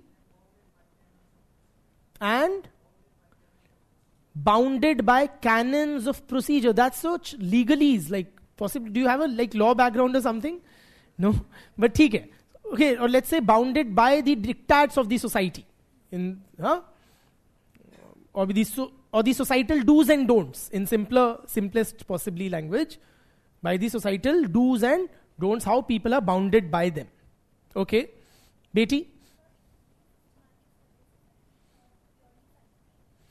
So another distinction here which has come is, it is the systematic study of society, not purely or necessarily scientific study of society. Beti? How entities in the society interact with each other. And what are these entities? Human beings? Social institutions could be those entities. Social groups could be those entities. It is the study of society, and it's very nicely put, and its stakeholders. The study of human interactions in a society. Relationship between the people of a community. Social, or the study of relationship between the people of a community. Study of society from different viewpoints and at different levels. Yes? So yes, friends, this is what sociology is. At a very fundamental level, and that is from where we begin our understanding of the subject. Sociology is socio plus logy. Logy means study of, like in the word psychology or zoology or biology or various other logies. Biology is study of bio or life forms. Zoology is study of animals, and so on and so forth. Psychology is the study of the psyche. So sociology is the study of, socio here as a prefix standing for society. So simply, or at its most basic level, sociology is the study of society.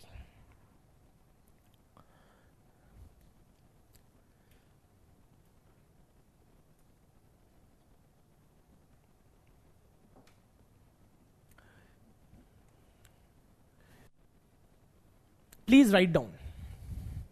Sociology is the systematic and scientific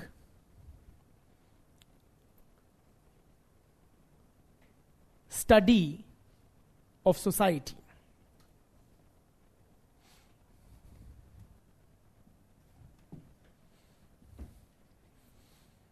In the year 1838,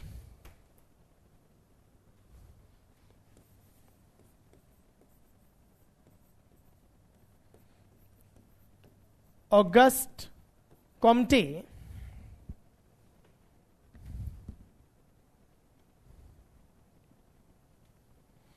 combined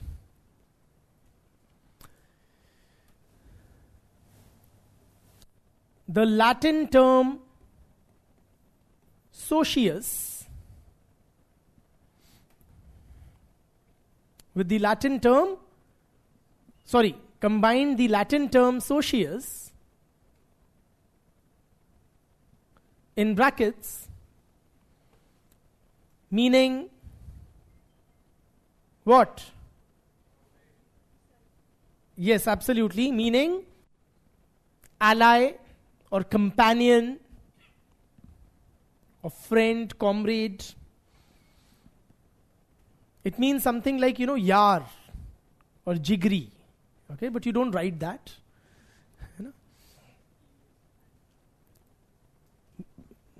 The Latin term socius, meaning companion or ally, bracket close, with the Greek term for knowledge.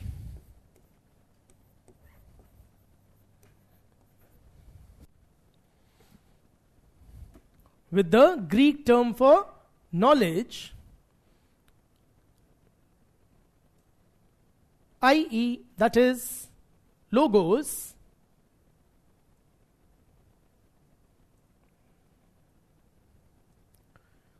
to establish sociology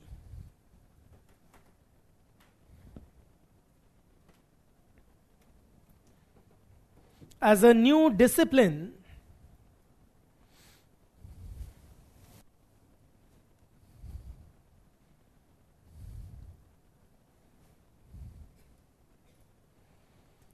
dedicated to the scientific study of society.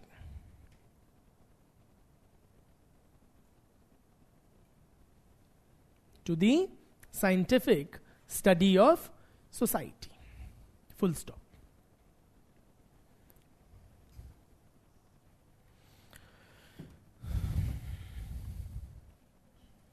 For Kingsley Davis,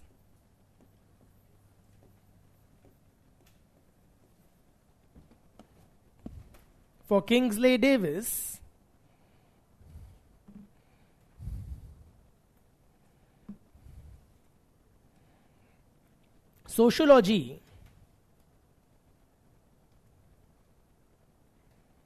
is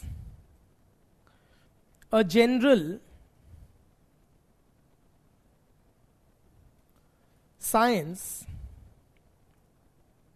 of society.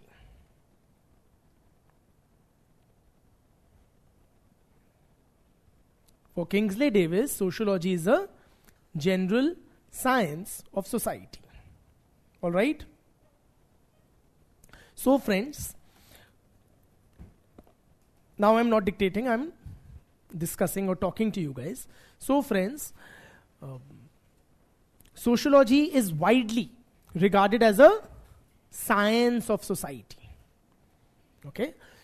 Comte is widely regarded as the founding father of the modern discipline of sociology. He is credited with having coined the term sociology, right?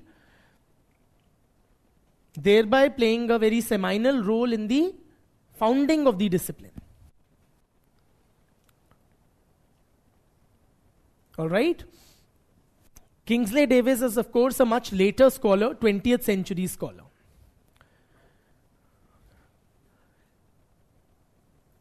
Sociology is therefore regarded or very widely regarded as a scientific study of society. What do we mean when we say it is the scientific study of society? We'll be addressing that question at length in a later lecture, but just for the start now. What do you understand or what does it mean when we say it's the scientific study? Yeah? We study with reasoning, okay. Beti? We make use of data and patterns. We make use of empirical data, very importantly. We rely upon proven facts. Conduct experiments, or there's a certain methodology, what we call the scientific methodology, which is used, right? Which involves experimentation, data gathering, and then, a very objective, detached kind of a processing of that data. Absolutely. Raise your hands. Beti. Objectivity and rationality. Logic and analytics. Yes? So you just adjusting your hair. Yeah? Establishing cause and effect relations. Absolutely. So, yes, a lot of sociologists, including founding fathers like Auguste Comte, were of the view that sociology is a scientific study of society. Later on, however, 20th century, beginning with some fellows, some scholars, that view also began to be challenged. All right? We'll come to that later on. So, when we say we study society, may I clear it up? When we say we study society, what exactly do we study? What is really the subject matter of sociology?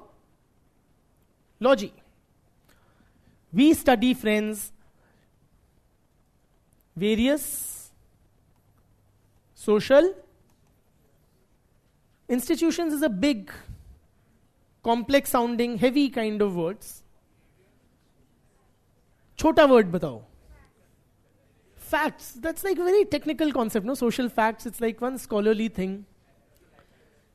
Social groups. Okay?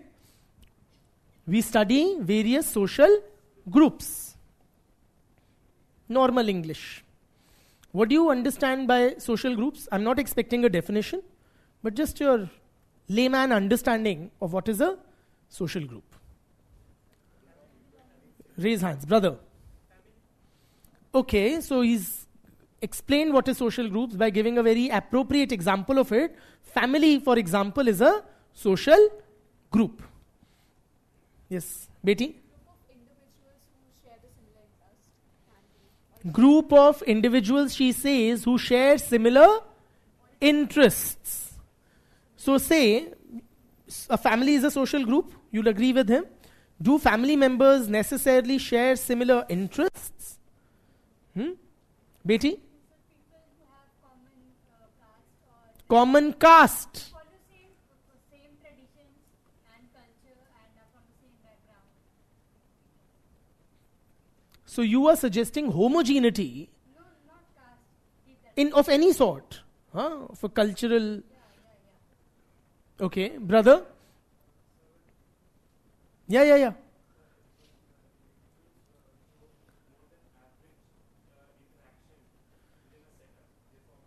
Very interestingly put, people who have like more than average interaction within a group, in a setup. Yes.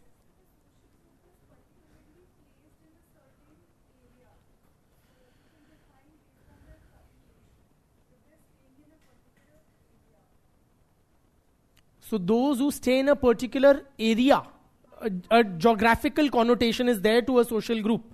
You're suggesting, those who reside like close by. I'm afraid not, and as we proceed, it will become clear why. Do you have like family WhatsApp groups with members all across? Are they social groups? WhatsApp groups? They very much are. They very much are. They may be residing in different parts of the globe, different parts of the country. Beti?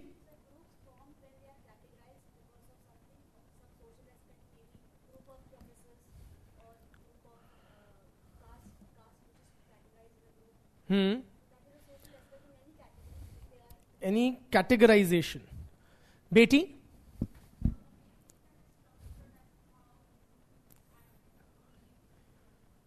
You'll have to be a little louder than that.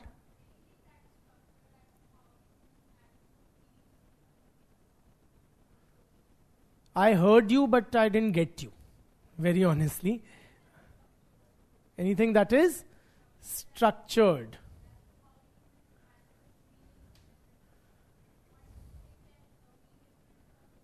Give me some example of what you're trying to say.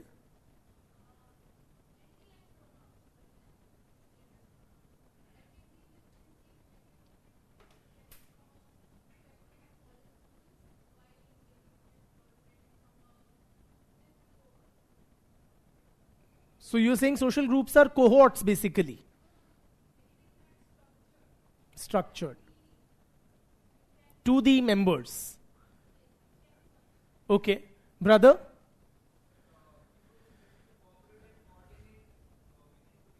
People who cooperate and coordinate. Very interesting. Cooperate and coordinate. Beti? Very basic and intuitive. A group based on some commonality.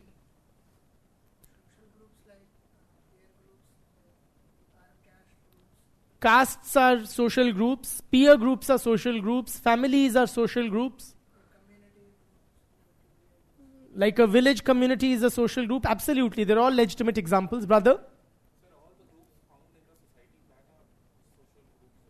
Very clever. He says all groups found in the society are social groups.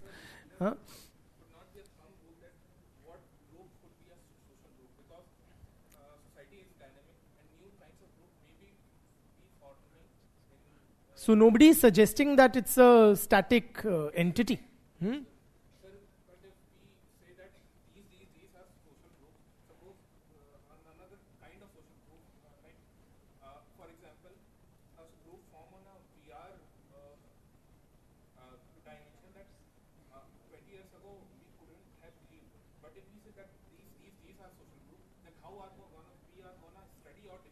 So he's saying you should not define social groups too rigidly because new ones may appear as society evolves, and any rigid definition may, be somewhat restrictive and not inclusive enough to incorporate those newer kinds of groupings.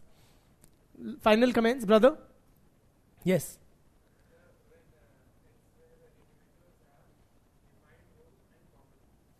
Defined roles and common goals. Not necessarily, very frankly. Yes?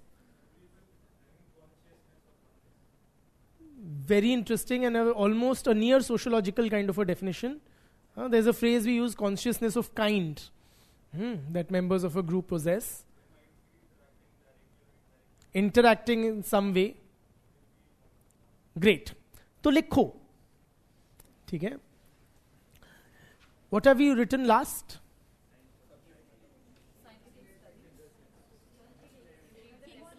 one person, please. Betty? Okay, according to Davis, sociology is a general science of society. Full stop. In sociology, we study various social groups.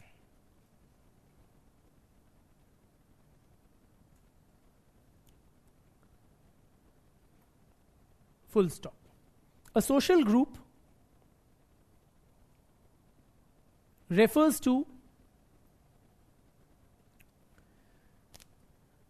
a number of people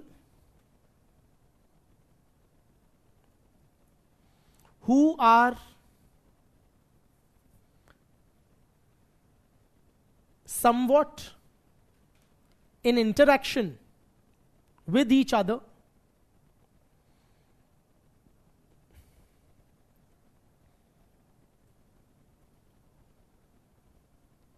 and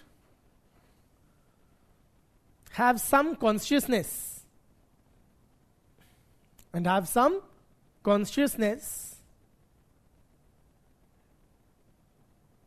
of membership.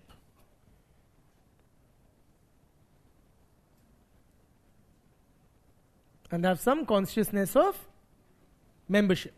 Okay? So social groups, friends, can be of how many? It's visually before you. 2 types. Social groups may be of 2 types. Wait, 1 second. Primary social groups and very good secondary social groups.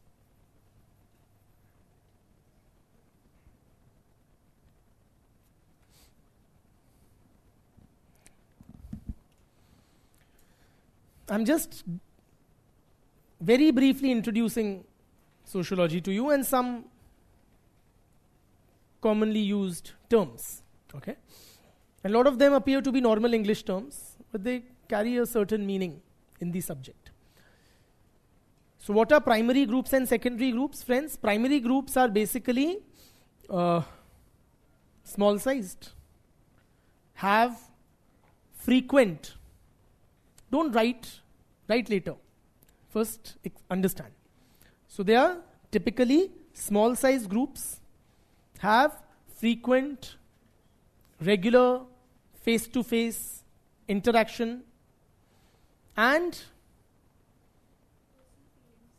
yes, relationships are personal and emotional within a primary group. Any primary group comes to mind of which you are a member? Family. The classic example of a primary group. Small sized hai, emotional relationships hai, frequent interaction hai. Secondary groups are the opposite kind, namely they are large sized. Interaction is less frequent and relations are formal, impersonal, unemotional, etc. Any secondary groups of which you're a member of? Classroom. Huh? This classroom is a secondary group. All right? Clear है? तो लिखो. A primary group is typically small in size,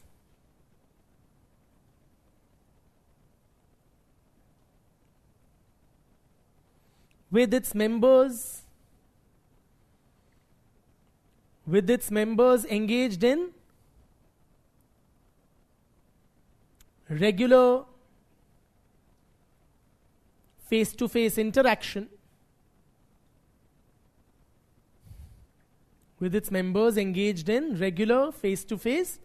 interaction,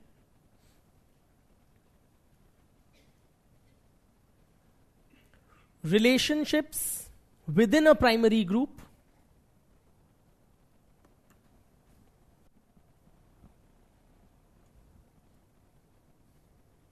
are personal, intimate, and emotional.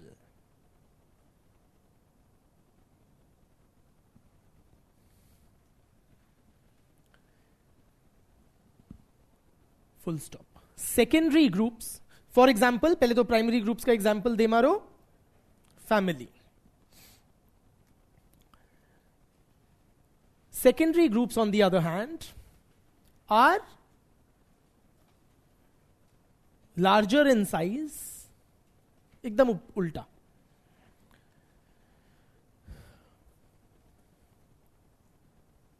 Comma, there is less frequent interaction between its members.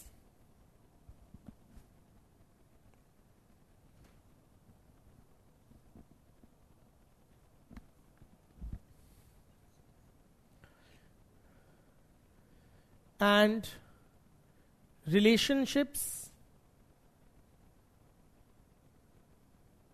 among them are formal, impersonal, and unemotional.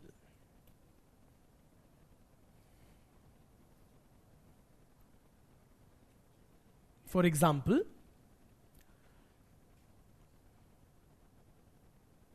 a university. Yeah?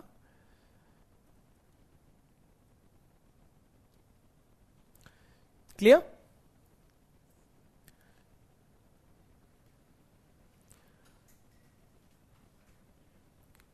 Please appreciate, friends, another nice way of understanding the distinction between these two.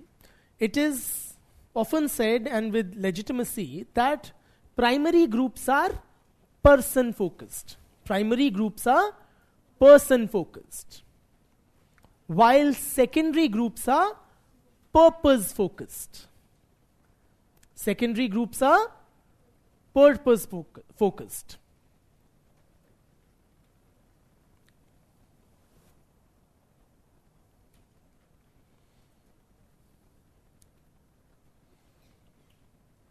Primary groups are person-focused, while secondary groups are purpose-focused. Why do we say that? When you say primary groups are person-focused, meaning what? It is not for any specific motive or purpose that one participates as a member of a primary group. Are you with me? But in secondary groups, you are there for a specific, narrow, mostly well-defined purpose or end goal. For example, you live in a family. Do you do so with a specific intent or purpose? कि जायदाद चाहिए या daily का खाना चाहिए or anything? No.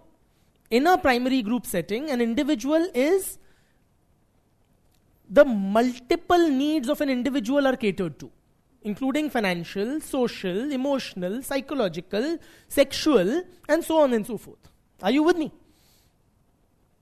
So you are not meeting your parents or siblings or spouse for a very specific or narrow purpose. You're meeting them or living with them, interacting with them because that's simply what is a part of your life. घर में किसी purpose से जाते हो, enter करते हो, जीते हो? नहीं, जीते हो क्योंकि जीते हैं. तो focus of the primary group is what? The well-being of every individual member. Every member of a primary group is somewhat valued for his or her own sake. Okay?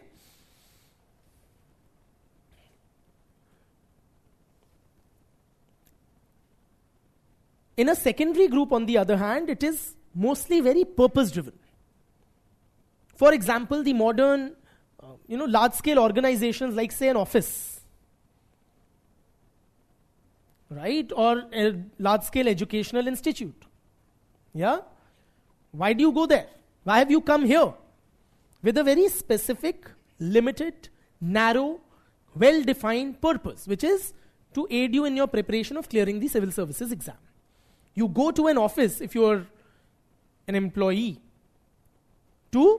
with a specific purpose of earning your living. And then all interactions are also within it formal and purposive with, the goal of attaining the organizational goals.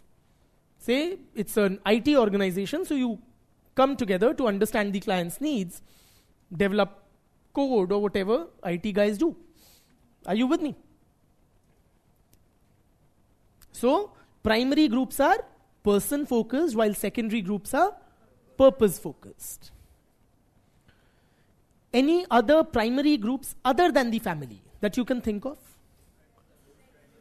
A group of friends, close friends would be a primary group. Okay? So that we are clear on the concepts. Now tell me, where would you classify the joint family? A large size joint family with 22 members living under a roof. Is it a primary group or a secondary group? Despite its relatively large size, is it still a primary group? Yes. Because person focused hai, relationships are personal and intimate and emotional. It's not a goal driven or purpose driven, right? What about a sports team? Say the Indian cricket team. Is it a primary group or a secondary group? Is it large in size or small? Small. Is interaction amongst them frequent or infrequent? Frequent. अरे सिर्फ practice के लिए बहुत मिलते हैं, सिर्फ खेलते time नहीं कि चलो वहीं शारजा में मिलेंगे, है ना? Are relations within that the sports team intimate, or is it loosely knit or tightly knit? Quite tightly knit. Then why do we call it a secondary group? Because it is purpose driven.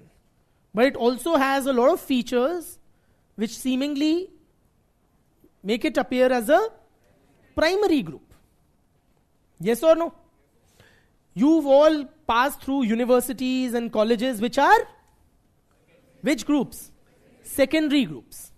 But within those institutions, did you have a close circle of friends which were what? Primary groups. What I'm trying to drive home, friends, that such classifications that we often employ in academia or in the discipline of sociology, they appear very neat and clean, very clear categorization. But in actual social world, things are often quite messy. You cannot neatly classify a sports team as either clearly primary or clearly secondary. Perhaps it would lie somewhere between the two, possessing some characteristics of both. Or you may have a situation like you did pass out from, that within a larger secondary group there are several primary groups. Or you may have a primary group like a big joint family, which in terms of at least size resembles a secondary group. Are you with me? So that is that. ठीक है? And so we will call it a day here, right? Slightly arbitrary, but then it's your first day, so I'm also being gentle, है ना? And so thank you guys, and we'll continue in the next lecture. Anything if you have, feel free to ask. And yeah, Beti.